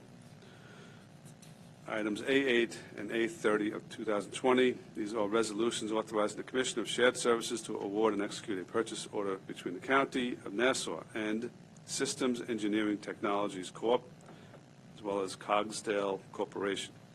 A28 is a resolution ratifying the Commissioner of Shared Services award and execution of a purchase order between the County and Solo and Company, Inc. B13, B14, B17, B19, B20, B23. Resolutions authorizing the county executive to award and execute a contract or contract amendment between the county and D.F. Stone Contracting, Metro Paving LLC, WHM Plumbing and Heating Contractors, Safety Markings, Inc., Basilico Civil, Inc. E83, E84, E85, E86, E89, E90, E91, E92, E93, E94, E95, E96, E97, E98, E99. Resolutions authorizing the county executive to execute personal services agreements or amendments to personal services agreement between the county and LIRO Program and Construction Management, Maximum Consulting Services, Inc., Leadership Training, Inc., KS Engineers, Gannett Fleming Engineers, Davis Vision, Inc., Atlantic Tactical, Inc., Cameron Engineers and Associates, Tomas Klimas, Inc., N&P Engineering Architecture, Be Ready Fishbein, Hatter and Donovan, and the Zocklin Group. So,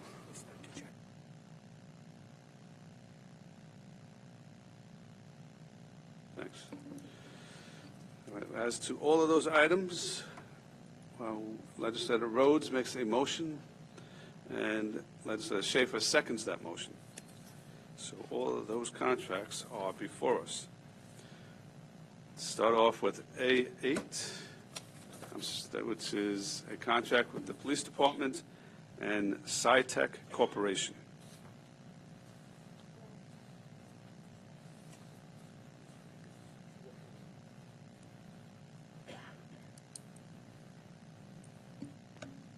Good afternoon. I'm William Field, Deputy Inspector for the Nassau County Police Department's Personnel and Accounting Bureau. Item A8-20 is a contract between the county and Systems Engineering Technology Corp., also known as SciTech. SciTech this is a sole source purchase request for a ADAX 4 system upgrade, which includes an upgrade to existing software that the county currently owns, as well as new hardware to replace outdated and failing hardware. The upgrade is necessary to also bring our existing software up to current technology standards and to keep the ADAX system functioning properly. SciDeck's ADAX 4 collection system is a proprietary hardware-software system that the police department has been using since 2004. SciTech is a sole provider of the system and does not use resellers. Therefore, SciTech is the only vendor that can provide the county with the software upgrade and compatible hardware that's necessary for the ADAX 4 system. This purchase is necessary to allow the police department to continue to provide state and local and federal agencies with technical support for court order Title III wiretaps. The police department has determined that the upgrade to the existing software and the replacement of the outdated hardware is in the county's best interest, as opposed to replacing it with a new system, which would be cost prohibitive. The maximum amount authorized under this purchase order is $192,750. Can you tell us what a Title III wiretap is? In regards to that, I'm actually going to defer to Detective Lieutenant Devin Ross. He is our electronics squad supervisor and has the most expertise when it comes to the technical components that the SciTech ADAC System 4 offers us. So this is Detective Lieutenant Ross. Thank you. A Title III wiretap is an eavesdropping warrant. Okay. It's audio and data. These are wiretaps that are ordered by pursuant to, they're done pursuant to court order? Never. It's always pursuant to court order. Always, okay. All right, that was the only question I had. Anyone else have any questions about this? Okay, thank you. Thanks, sir. Okay, myself. All right. Will, why don't you go ahead? No, I think we have two other police contracts. We'll hear Cogsdale as well, although we might wind up holding that, not tabling that. So it's 8:30 is the contract with Cogsdale Court. Okay.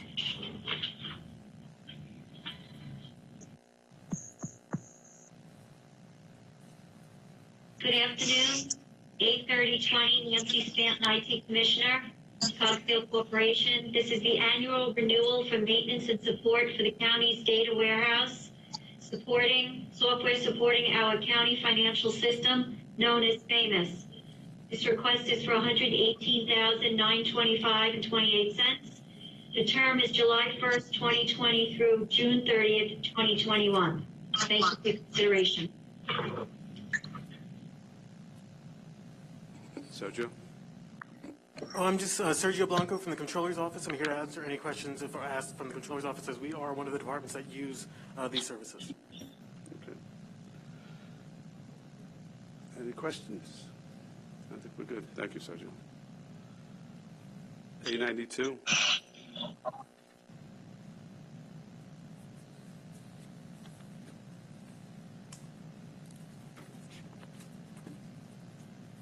That's the contract with Atlantic Tactical.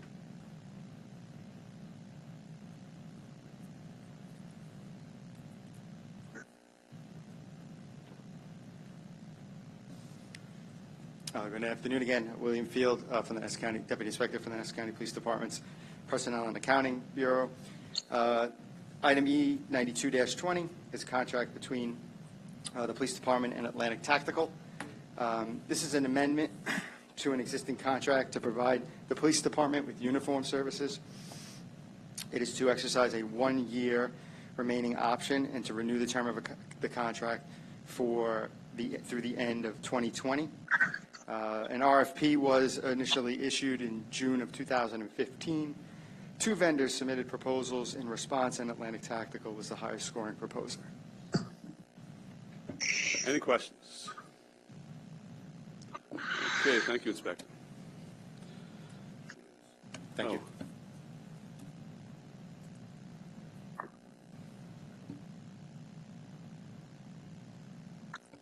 Jody, do you want to? Okay. Good. How you doing? You might be alone in that.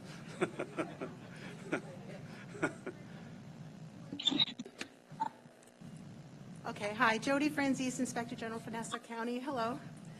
So we had a lot of contract review forms that we sent to you, I realize. Should I go through them? Would it be easier to start with those are done first?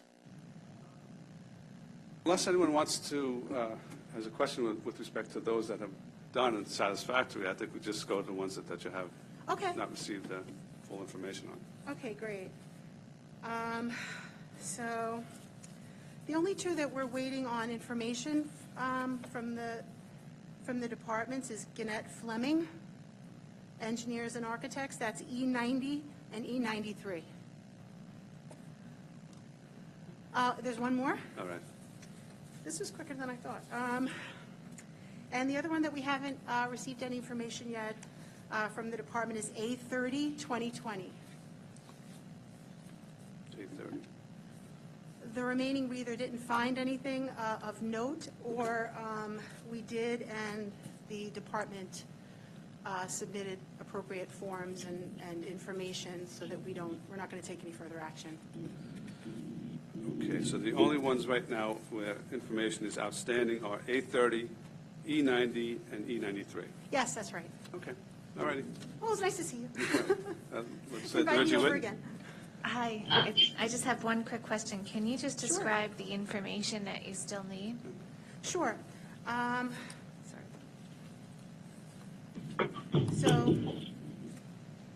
So Gannett Fleming, we found, it seems that the vendor failed to disclose several of its affiliates, and we haven't seen them amend their forms yet. And we haven't gotten contact from the department that they did that. That's that one. And the second one is Cogsdale Corporation. Sorry, this mask is driving me nuts. They also failed to disclose an affiliated company on their business history form, and also one of the vendor's vice presidents failed to disclose that he is the vice president of another company, which is an affiliate of the vendor. And it seems that they have numerous vice presidents that didn't submit principal questionnaire forms. So we haven't gotten any sort of, we haven't gotten to the end of that yet. Okay, so what do you suggest, that we table those? Well, I know, I've been told that they're working on it right now. So if you were to push it to the end, I don't know if they can get it done by the end of your session. Not going to happen. It's not going to happen. Legislator Not Schaefer. for Gannett. Okay. So Cogsdale. Okay, so Gannett is not going to be done by today, the work that the department is doing. And Cogsdale will get done? Okay. Oh, sorry, is that Nancy Parks? Stanton. Nancy, you still on the phone, on the call? Hi, yeah, Nancy's here. We did reach out to the vendor this morning. It seems that their parent company is Constellation, and then they have Harris and Cogsdale beneath them. They are updating the disclosure form for the only EVP of Cogsdale, and I'm surprised that it hasn't been sent over yet. All right, so what we'll do is, we will, we're going to table that in the Gannett contracts, and if you get us the information to the satisfaction of the Inspector General's office, we'll move on Cogsdale today. If not, we will be having another Rules Committee in 3 weeks, so we can consider Okay. them at that time. All Thank right? you. I just had a quick question. Yes. Are both of the, hi. Hi. Are both of these vendors new to our contracting process? No. They're not? Okay. No, they're not. Cogsdale is a sole source that we've been using for years. It's for our financial system. And I'm not really sure what went wrong here, but they are, Constellation is the parent company, the umbrella, and the other vendor, the other companies fall underneath it. And there's only one EVP that works for Cogsdale, and I guess he misstated something on the form. So they are working on it now. We are watching emails go back and forth. Okay. Thank you. Okay, thank you. Thank you. Nice to meet you. We'll take a motion to table items A30 of 2020, E90, and E93 of 2020. Moved by Legislator Schaefer, seconded by Deputy Presiding Officer Coppell. All in favor of tabling signify by saying aye. Aye. Those opposed? Carries unanimously. The next contract is A28 of 2020. It is an agreement involving emergency management with Solo and Company. Do we have anyone here to speak on A28? Good afternoon. Chris Tom Nolan from Delaney, the Office of Emergency Management. Whoops. Chris Nolan from the Office of Management and Budget. This is a purchase order that we're asking you to ratify. It was an emergency purchase for 3-ply surgical masks, 250,000 of them, in the amount of $150,000 total. These were purchased early on, about 2 months ago, and the average cost for those masks was 60 cents, which was a very good price at that point in time. Is this covered by CARES Act funding? Yes, we should be able to get it back through either CARES Act or through FEMA funds. Okay, all right, very good. And Legislator Rhodes? Just a quick really procedural question. When these contracts are actually, I guess, when vendors are selected by emergency to provide services, do we typically comply with our usual MWB requirements or no? I know that every attempt is made to reach out to as many responsible vendors as possible. I can't speak to this specific effort on this one, but I believe that is the practice that they look to see wherever they can get it from. In this case, sourcing surgical masks at that point in time was very difficult. So I can't speak to the exact answer the exact question that you're asking. Well, do we have any knowledge as to what attempts we made in this particular case? Tom Delaney is, I believe, on. He could speak to what efforts he pursued in order to execute this purchase order. Tom? Yeah, this is Tom Delaney, Office of Emergency Management. You guys copy? Yes, we hear you.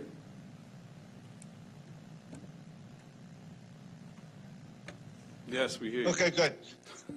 So, as we all know, during the beginning of this emergency event, it was extremely difficult to try to obtain any PPE from our normal channels. That would include great companies like Grainger and Fastenal. OEM put in orders very early on in the incident. They are, in fact, still standing, waiting to be delivered. We reached out to find uncommon sources to secure vital PPE, including face masks that needed to protect our employees and others performing emergency response work. The price that we obtained from Jack Solo at 60 cents each was by far the best price I had seen at the time that we made this procurement. Other vendors were charging double that price. So we did make a best effort that we could, but we needed to get this emergency PPE in, and we could not wait for our normal channels to deliver.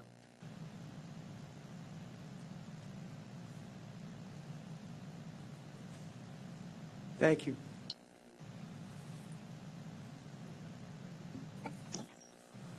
Next contract is, they're going to be Public Works contracts, starting with B13, DF Stone Contracting.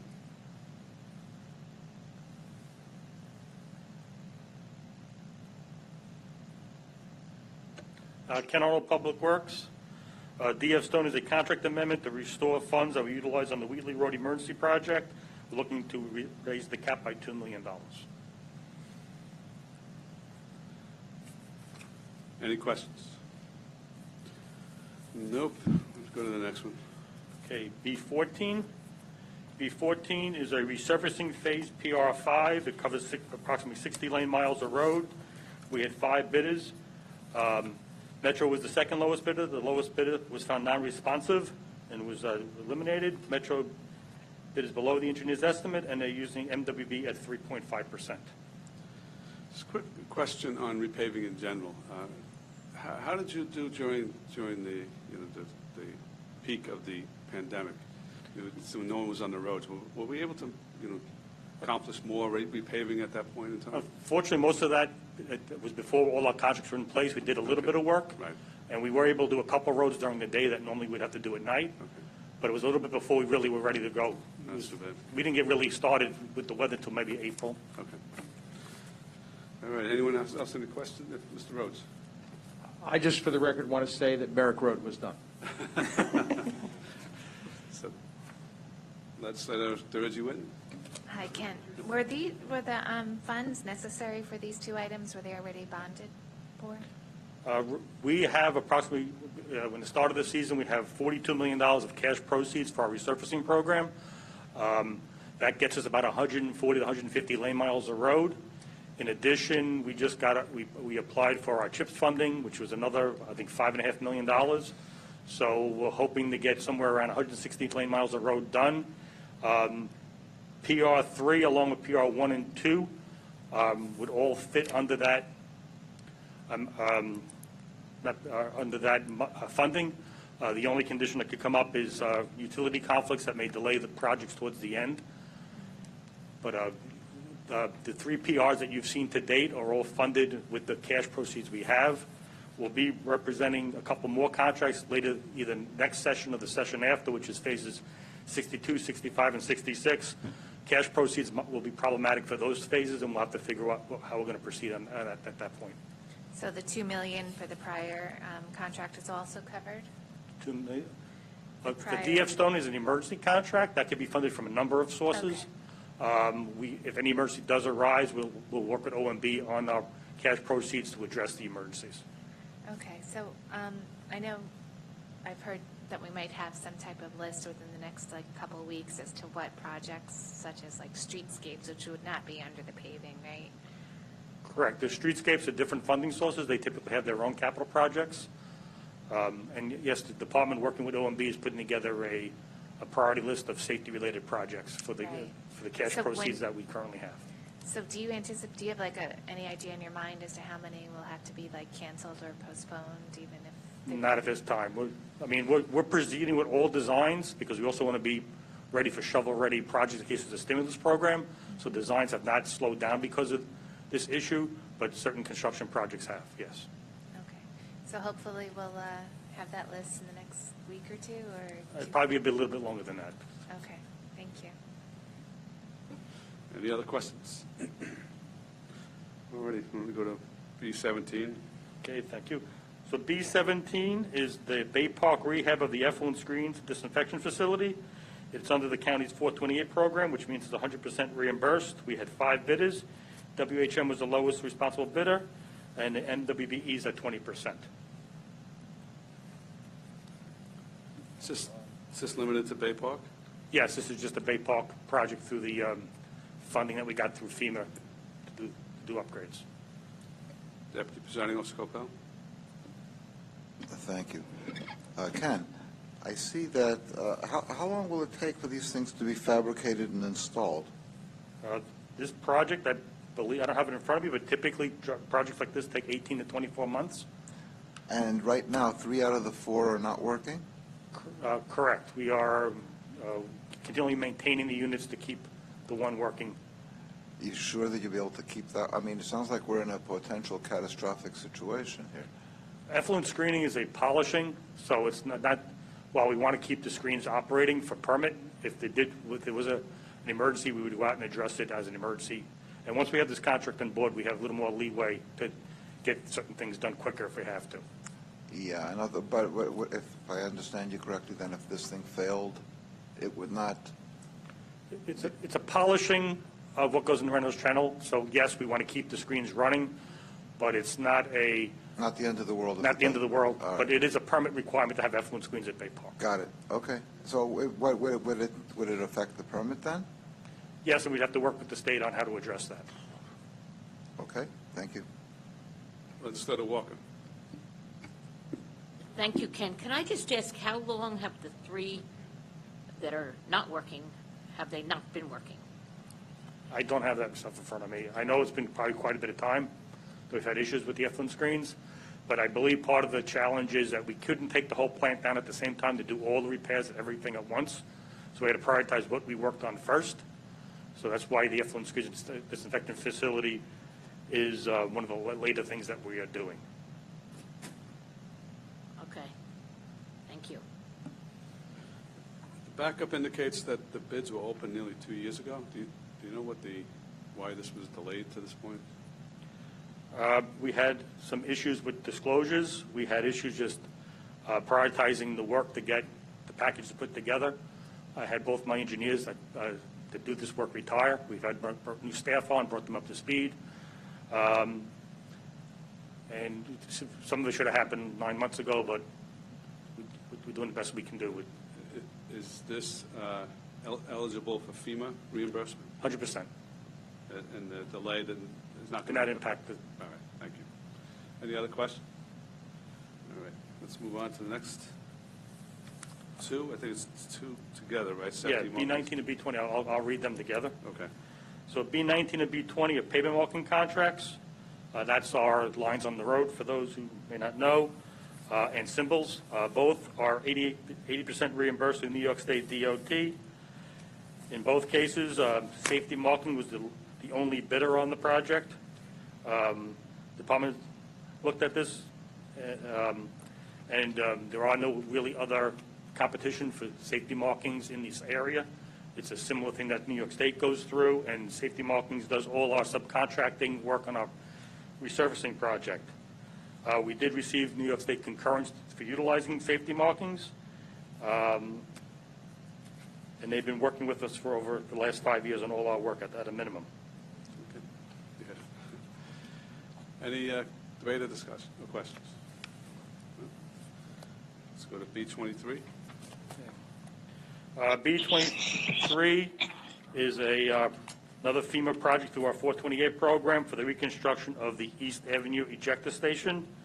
It's 100% reimbursed. We had 4 bids. Pacifico was the second lowest bidder. The lowest bidder, RJ, withdrew their bid when they did their bid analysis and realized they missed a major component of the bid.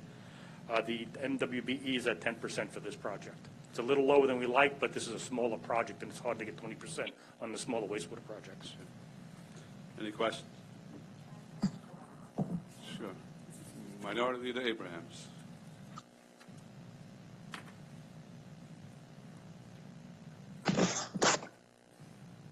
And my question to item B19 and 20, it's kind of hard to hear on my device Wi-Fi issue out, but are we still discussing B19 and B20?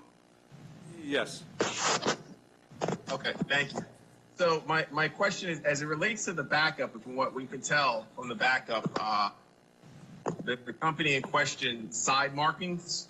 Safety markings. I believe, I'm sorry? Safety markings. Safety markings, I apologize. I believe there was some issues in regards to a law that was filed for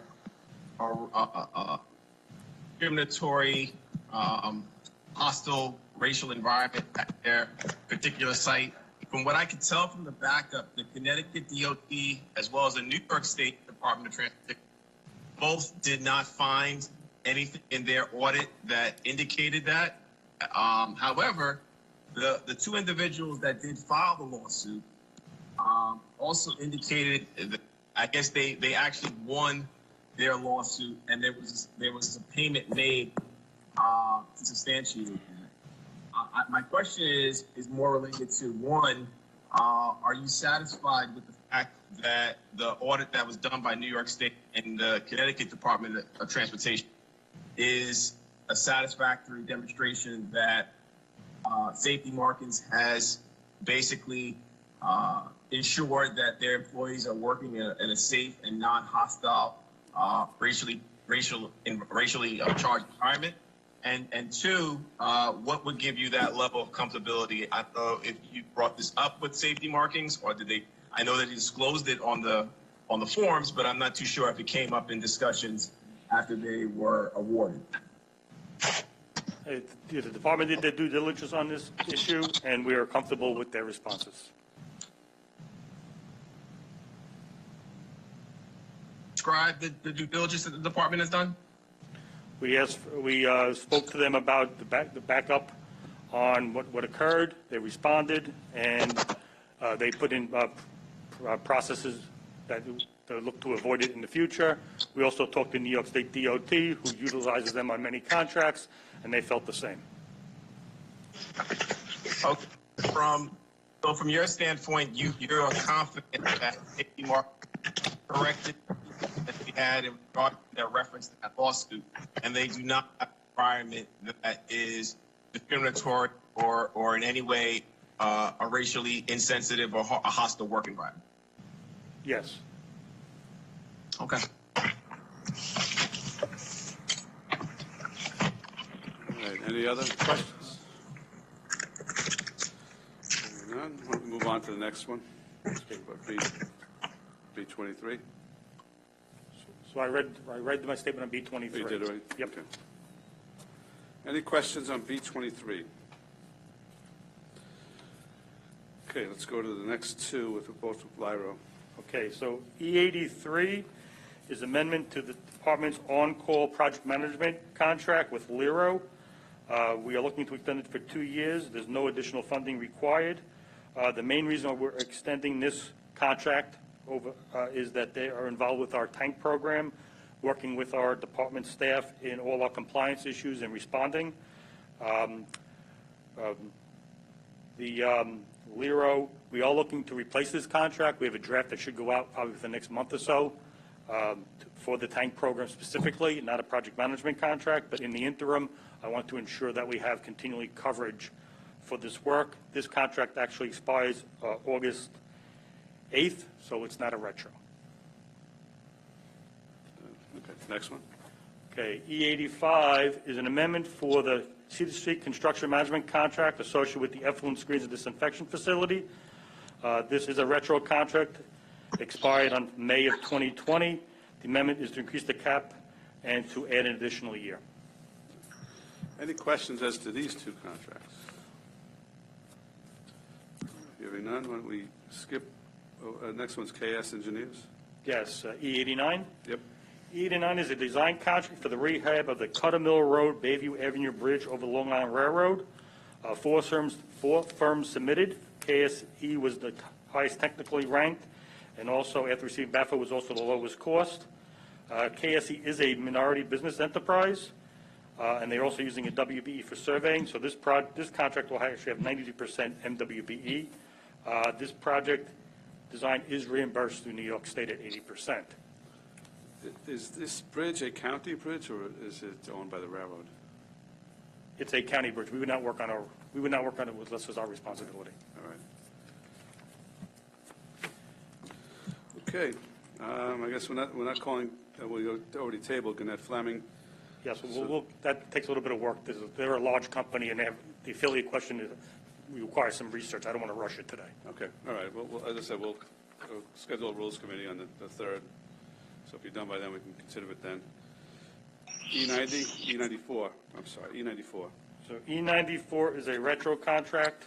I apologize for the delay on getting this one to you. It's an amendment for time only associated with our Barnes Avenue Hempstead pump station. It's only for time. There's adequate funding in the contract. Any questions on E94? Go ahead to Nelson and Pope, E96. So E96 is the construction management contract associated with the pavement marking contracts that we just heard for safety markings. Nelson and Pope will oversee the work for those two contracts under this. This is also a New York State reimbursed contract. The MWB is at 21%. We had 5 proposals, and Nelson Pope was the highest ranked and best value to the county. Sorry, just for my own education, what kind of management do you need for pavement markings? We need somebody at the sites to make sure the roads are clear. We need to inspect the work, to make sure it's done properly on its layout. I mean, pavement markings, I'm always amazed at detailed drawings that are associated with putting marks on the road because of liability, and also to work on all the paperwork and requirements for New York State for reimbursement for both contractors' work. So the contractor themselves don't have all this in-house? We have to have oversight on what the contractor does, so for purposes to make sure that it's all done properly. Okay. Any other questions on this contract? Okay, hearing none. While you're up, Ken, we have 2 contracts that previously came before the committee that we are going to untable, so why don't we take care of them at the same time? Thank you. First one that we're going to we'll untable both of them at the same time, both of which were tabled because of discussions with the CSEA. The 2 contracts are B8 of 2020. It's a contract between the Public Works and Wellsback Electric Corp. of Long Island, and E66. It's a contract between the Public Works Department and Greenman Peterson. Legislator Schaefer makes a motion to untable. Legislator DeRigi Whitten seconds that. So all in favor of untabling signify by saying aye. Aye. Those opposed? Carries unanimously. Why don't you just maybe go over what these contracts are? Sure. Thank you. So B8 and E66 are both associated with the Traffic Management Center. B8 is with Wellsback, and it covers the infield maintenance and operation of the cameras, the controllers, and everything associated with bringing data back to the management center. E66 is a personal services contract with Rimmon Peterson, and that is our staff that manages and not manages but maintains 24/7 presence in the control room and puts out changes to the system as required and notifications of items that we get back to the public. I mean, we have a website, we have a Facebook page, we have a lot of different ways that we put information on what is occurring on our roads back to the public. In addition, we request utilities to inform us of road closures, and when they do, this is all put on our website as information. Okay. Any questions about these two contracts? All right, hearing none, I think that's it for Public Works contracts. Thanks. Next contract is E84. It is a contract with the Maximum Consulting Services, Inc. and the Comptroller's Office. Hi, good afternoon. Sergio Blanco from the Comptroller's Office. Thank you for giving me the opportunity here to present this contract. This is, again, a contract with Maximus Consulting Services. They help us create our indirect cost allocation plan. It's a wonderful contract. We spent just under $30,000, and we actually recovered almost $2.7 million in 2019 as a result of these services, so I'm very excited for this to go forward. I should note that we expect to issue an RFP this month or early in August for these very same services going forward, so this will be the last amendment with this vendor. Thank you. Thank you. Any questions? Sounds like you got the better of this deal. Yes, sir. Yeah. All right. No questions, and we'll move on to the next one. Thank you, Sergio. Thank you so much. Probation Department. Next contract is E86 2020. It's a contract with the Leadership Training Institute, Inc.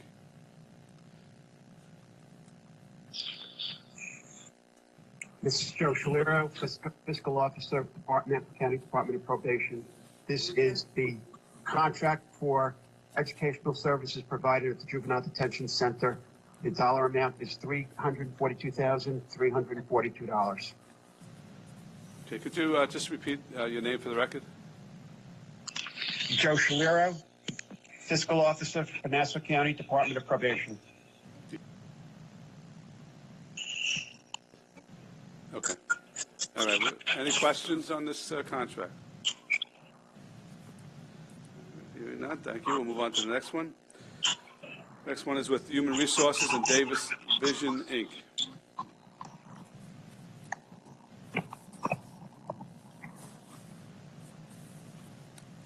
Speaker for Human Resources. This is the contract with Davis Vision.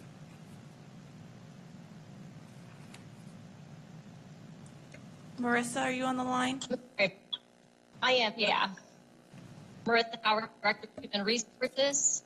Item E9120 is a one-year amendment to the existing contract between the county and Davis Vision, the county vision care provider. There's no increase in cost per enrollee for this contract period. It is good through the end of the year. Okay. Any questions? Thank you. Thank you. Next one is through Human Services, Tomas Klimas Mikalauskas.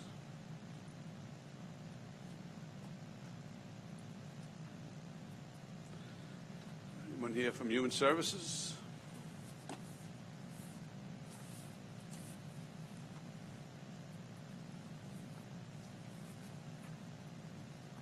From Human Services, can you hear me? Barely.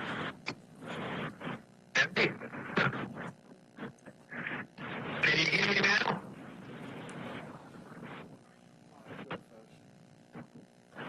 Yeah, this is Brian Hall from Human Services. Can you hear me? Yeah, it's a little bit better. Okay, sorry about that. This is a contract with Tomas Klimas.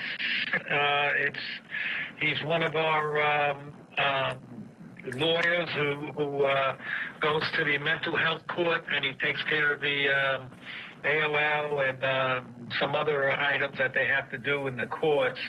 And this is 100% grant funded by New York State Office of Mental Health. Good. Any questions? All right, thank you, Brian. Thank you. Next three contracts are with the county attorney's office. The first two are with the law firm of B. Reddy, Fishbein, Hatter, and Donovan. They are 97 and 98. Good afternoon. Chief Deputy County Attorney Jessica Molinaris Kalpakis. I'm here to answer any questions you may have. Just if you could give us just a brief overview of what the two contracts are for. The two contracts would be ready. Yes. Yes. We have two contracts. They're separated by subject matter. One relates to labor and employment discrimination matters. And the second contract, E98, relates to wage and hour matters under the Fair Labor Standards Act. Okay. Any questions on these two? Yeah. All right. Why don't you cover the third contract? I think it's Zocklin Group. You have that? So, I don't know if that goes through your office's legal counsel for the Planning Commission? Excuse me, E99? Yes. Yes. That's a contract for special counsel services with the Zocklin Group. That's for legal services to be provided to the Nassau County Planning Commission. Okay. Is that with respect to a specific matter or in general? Generally speaking, it relates to providing legal interpretations under the New York State Environmental Quality Review Act, which relates to the Willowview Estates project, also known as the Woodmere Country Club. Okay. Any questions? All right, we're good. Thank you. Thank you. Okay. Why don't we have a vote on these contracts that are before us, and then we're going to move on to there's three on the addendum, which we'll cover separately. But these are all the contracts that have been called, with the exception of A30, E90, and E93. Those three are tabled, but these are all the rest of the contracts we've heard about today. I'm going to call for a vote. All in favor, signify by saying aye. Aye. Those opposed, they carry unanimously. What? We did, we tabled it, yeah. Okay, now we move to the addendum. We've already had a motion to suspend the rules, so we have three contracts on the addendum, first addendum. E79, E80, and E82. E79 is a resolution authorizing the county executive to execute a personal services agreement between the County of Nassau and Coliseum Kitchen, Inc. E80 and 82 are resolutions authorizing the county executive to execute a license agreement between the county and Lessings, Inc. and Cullinart Group, Inc. That's moved by Legislator DeRigi-Whitten, seconded by Legislator Bino. All right, those contracts are before us. Who do we have to speak about these three? Victoria Kiso from the Parks Department. So E79 is a license agreement for the operation and promotion of catering services for special events and picnics in Nassau County parks. This is intended to be one of three options that will be able to provide residents so that they have, a selection of different caterers to choose from for their permitted picnics. And they will be paying the county 12% of gross receipts for this, for their permits.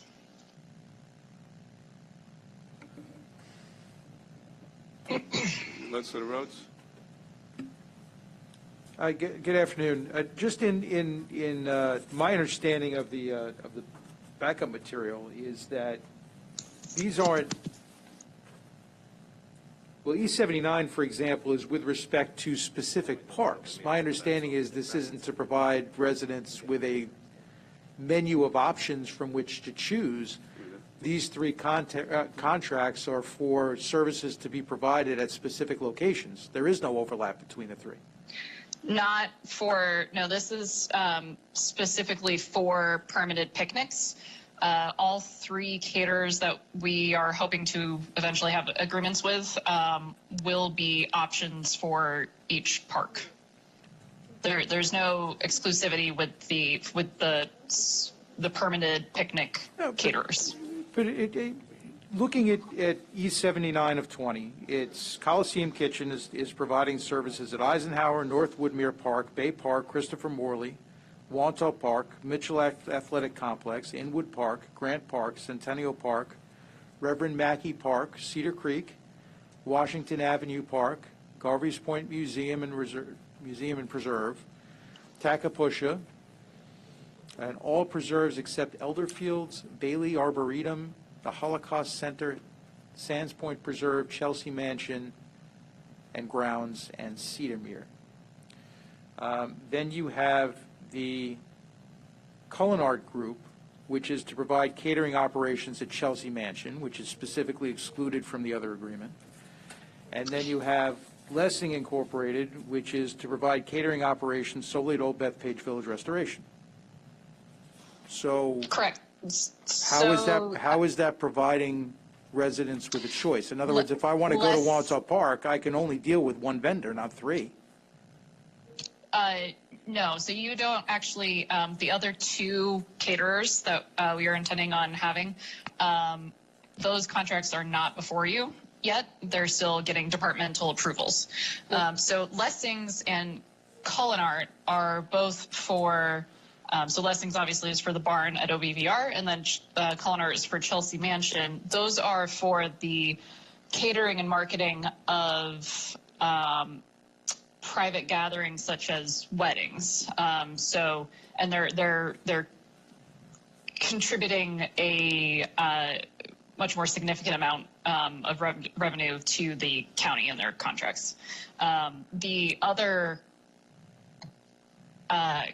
picnic caterers that aren't before you yet, both of them also have all of those parks that are listed for Coliseum available to them for this specific service. So why wouldn't you present them all at the same time? Because just the negotiations for the other two took a little bit longer and getting the forms finalized. So there was a little bit of a delay because they will also be operating our concessions. So it was a little bit more complicated for their contracts. Okay, so Coliseum is not going to be operating the concessions, correct? Correct. They did not. Our RFP that we issued gave proposers the option to specify services and parks and not necessarily have to take on everything. And Coliseum caterers did not want to operate standalone concession stands. Is there an overall plan on the part of the administration as to how operations at the parks and how concessions at the parks and how food at the parks is going to be delivered? And when will we be provided with that overall plan?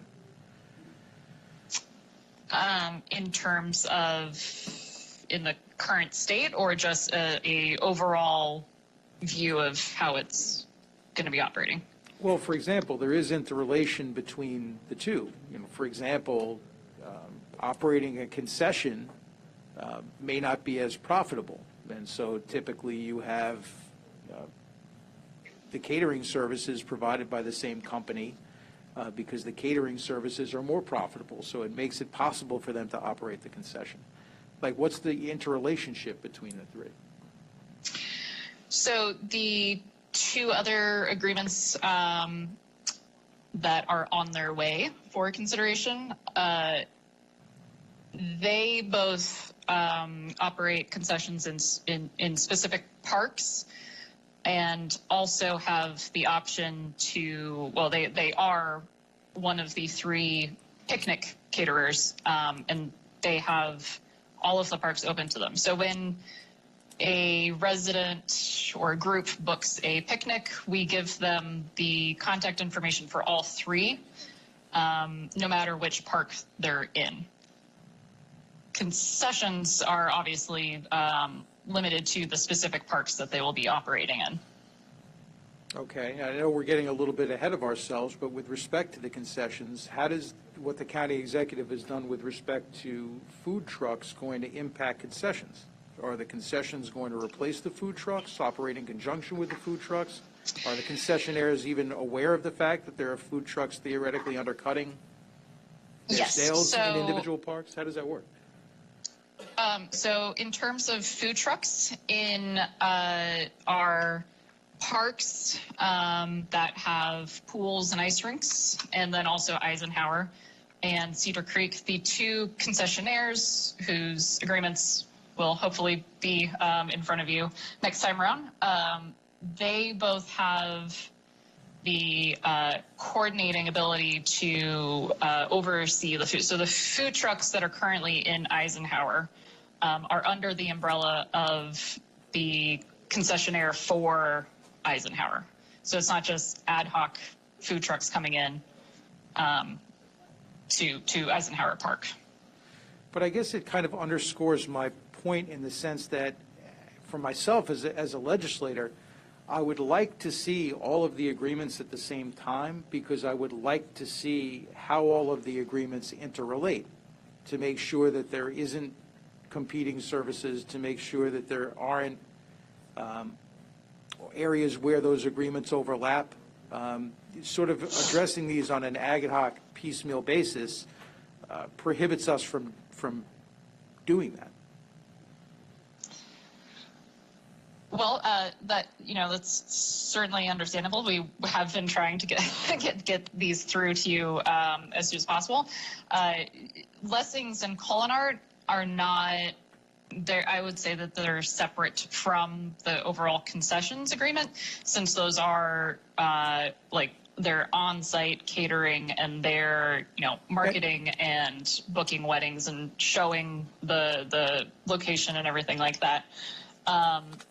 In terms of competing services, I would say that one reason that the other two aren't in front of you is because we have been doing a very thorough job of trying to ensure that there aren't competing services. So, for example, one of the contracts will be the concessionaire for Eisenhower and Cedar Creek, and the food trucks will be under his umbrella, and then concessions obviously will be his as well, and then the other one will be for the parks with pools, and then also Cow Meadow. So the only one where that presents a potential issue, from my understanding of your answer, is E79. Right, E80 and E82, Lessings and Culinart Group, are to provide specific catering services at a specific location. Correct. Right, there is no, the intention of the administration is that they will be the only caterer at that particular venue. Yes. Okay. And is there a particular, I noticed in the term of 79, the services actually were to start, I guess, retroactive to March 5th of 2020 for a 5-year term. What's the rationale behind that, and why is this getting to us so late? So the rationale behind that was that before everything had to be shut down,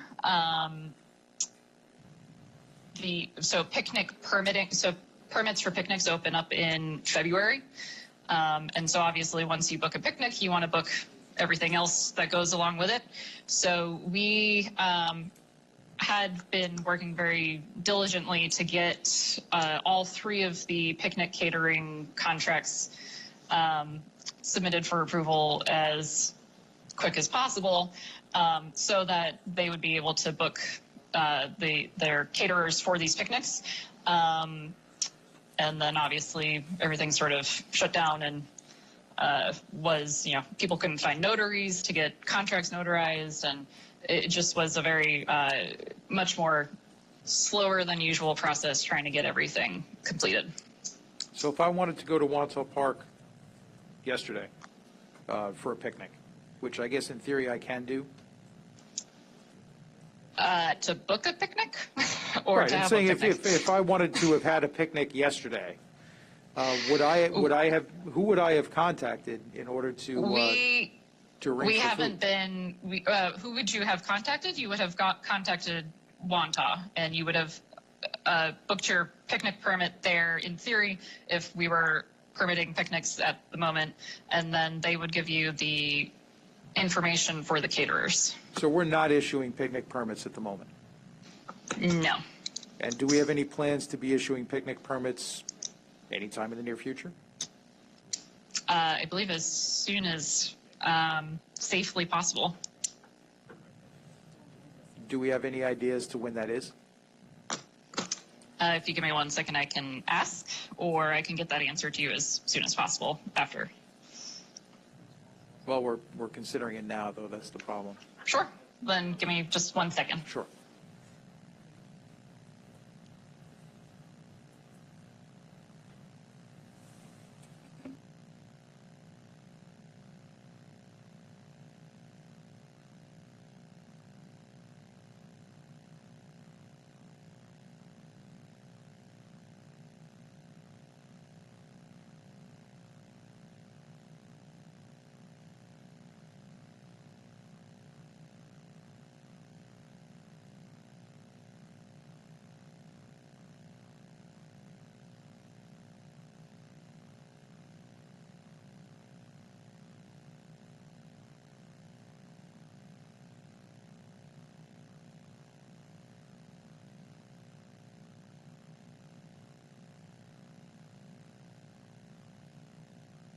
Sorry about that.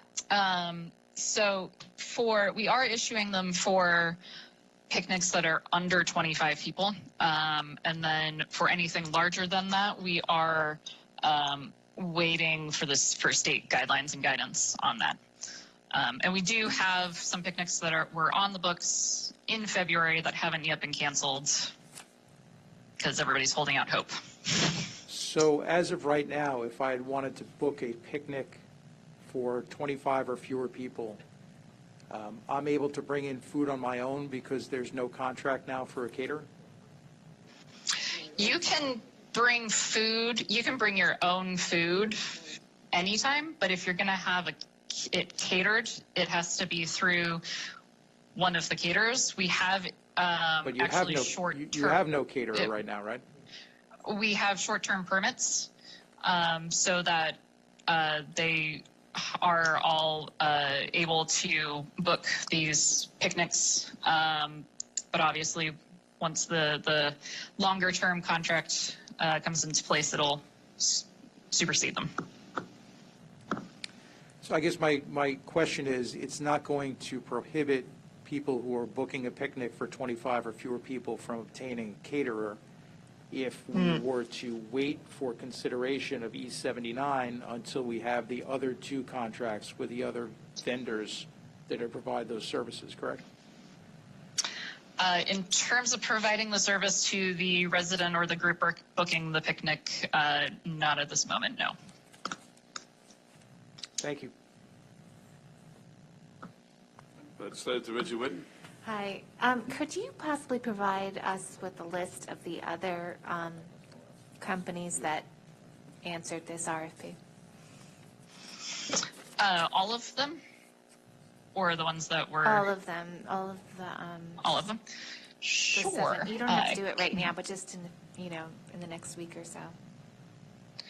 Yes, I actually sent that to Ledge Affairs previously, but I'll follow up and have them send it along again. Thank you. Deputy Presiding Officer Coppell. Thank you. What kind of controls do we have in place? In other words, can these vendors just charge whatever they want? What kind of controls do you have to make sure that they're fair and reasonable? And what about quality controls? Can you hold on one moment? Even two, go ahead. Thank you.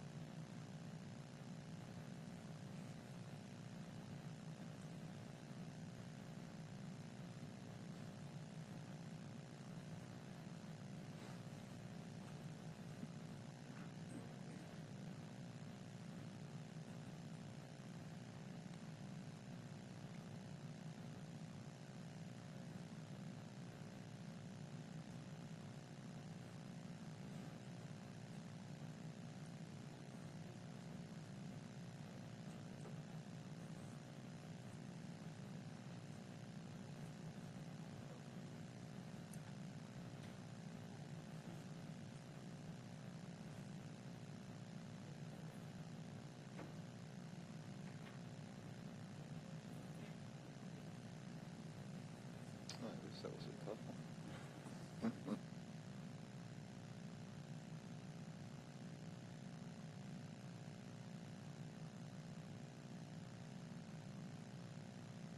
Excuse me, presiding officer, legislators, this is Dennis McDermott, Deputy County Attorney. I think I can answer that question. Legislator Capel, all of these licenses require the licensee to submit to parks not less than 60 days before the first day of each operating year, schedules, which include I'm sorry, I'm having a little bit prices, difficulty. rates, A little difficulty understanding all of and these which are subject to the park's approval. Please do me a favor, say that again, would you mind? Because I had a little bit difficulty understanding you. Sure, no problem. Every license has a requirement in it for the licensee to submit to parks prior to each operating year all of their schedules, which is prices, rates for catering services, products to be provided, and they all are subject to the reasonable approval of parks. And that any change in the prices during the year must receive prior approval from Parks and Writing. And if there was some deterioration, a perceived deterioration in quality, there's no, I suppose that's rather subjective. There's no way for anyone to monitor that, is there?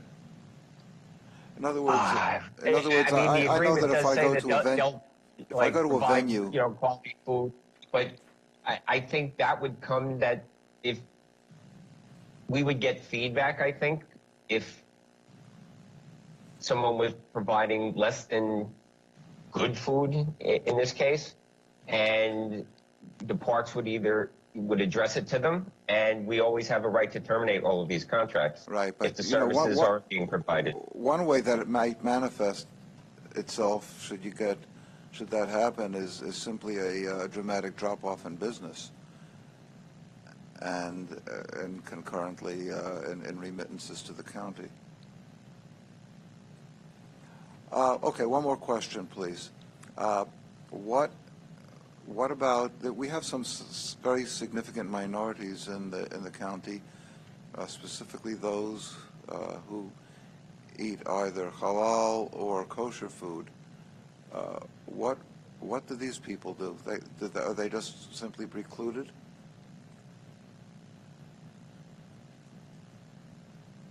I'm sorry, was that question for me, legislator, or for Tori? Well, for whoever it is who wants to answer it, I don't know.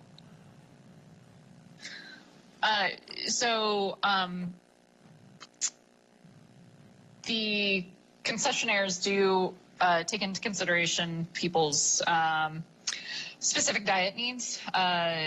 For example, I know that one of the concessionaires whose contract is in front of you has been working on a kosher options for sorry, I have work from home brain for one of the parks, Woodmere, there we go. Well, you would have Because- Woodmere, you would have Grand Park, and I suppose there must be Yes. some others as Yep, well? so it is something that they all are very aware of and taking into consideration. And I would say that one of the benefits of having the ability to have the diversity of food trucks is that, you know, if we end up having a food truck festival or something like that, or just a regular food truck that is at one of the parks, food trucks are very specific to the type of food that they're serving, and you can bring in varying options for people's. I'm not really clear. So you say one of the vendors is working on these options at one park? That was just an example that I knew off the top of my head. So is it fair to say you don't know the answer yet? On what type of options they specifically have, or the fact that they are considering the specific diet needs? Yes, both. Well, I do know, I can say assuredly that they are considering these special dietary needs. Their exact menus, I am not 100% sure of at this point. They're considering, okay. Okay. This is Rich Nicolello. Just to follow up, when do you believe that you can that the other concession agreements will be brought to the legislature? They are already routing through the approvals, so we will work to get them to you as soon as possible for the next meeting. Okay. Just a general question as to the food trucks that are anticipated to be somewhat under the umbrella of the concessions. Who's going to be choosing those food trucks? Who is going to be monitoring what they do? Is it the intention of the county to put those under the jurisdiction of the vendors that have the concessions, and they'll make those decisions? So we have gotten some interest of food trucks to come in, and we do give their information to the concessionaires for consideration for the specific parks that the concessionaires are in charge of the food trucks for. They will be the ones bringing them in. Obviously, if they aren't popular, we have a say in the matter of whether or not they stay there. Also, if they're not doing great business, I'm sure they don't want to stay there and paying a permit fee. And then in terms of health department and all of those regulatory permits, they're all required to meet all of the standards and have all of the necessary permits for that. It seems that the whole picture with respect to these concessions remains vague, and I think we need additional details, especially as to E79. E80 and 82, those are the agreements with Lessings and Cullen Art seem to be different because they are for one venue, and my understanding that these vendors need to get up and running as soon as possible at those locations to be able to book events, which hopefully can happen in the fall, as well as they have obligations for capital services. But from my perspective, yes, the contract with Coliseum Kitchens is only part of a small picture, part of a larger picture, and the entire picture remains very cloudy to us. Anyone else have any questions? Not a question, but I would make a motion to table E79 at this time. Seconded by Deputy Presiding Officer Coppell. All in favor of tabling E79 signify by saying aye. Aye. Carries unanimously. You have the other two remaining are E80 and 82. Does anyone have any additional questions on those two? Hearing none. All in favor of E80 and 82 signify by saying aye. Aye. Those opposed? Those two carry unanimously. All right, thank you very much. Thank you. We have a meeting on August 3rd. I don't know what kind of timeline you're looking at, but that will be probably be our last meeting until September. The one item that remains outstanding is 144 of 20. It's a resolution authorizing the county executive to compromise and settle the claims of plaintiff as set forth in the action entitled the United States of America versus County of Nassau. The settlement will be pursuant to the county law, the county government law, and the administrative code. That is moved by legislator Rhodes, seconded by legislator DeRidge Whitten. So now that's before us. We need a motion to go into executive session. Moved by legislator Rhodes, seconded by legislator DeRidge Whitten. All in favor of going into executive session, signify by saying aye. Aye. Those opposed, carries unanimously.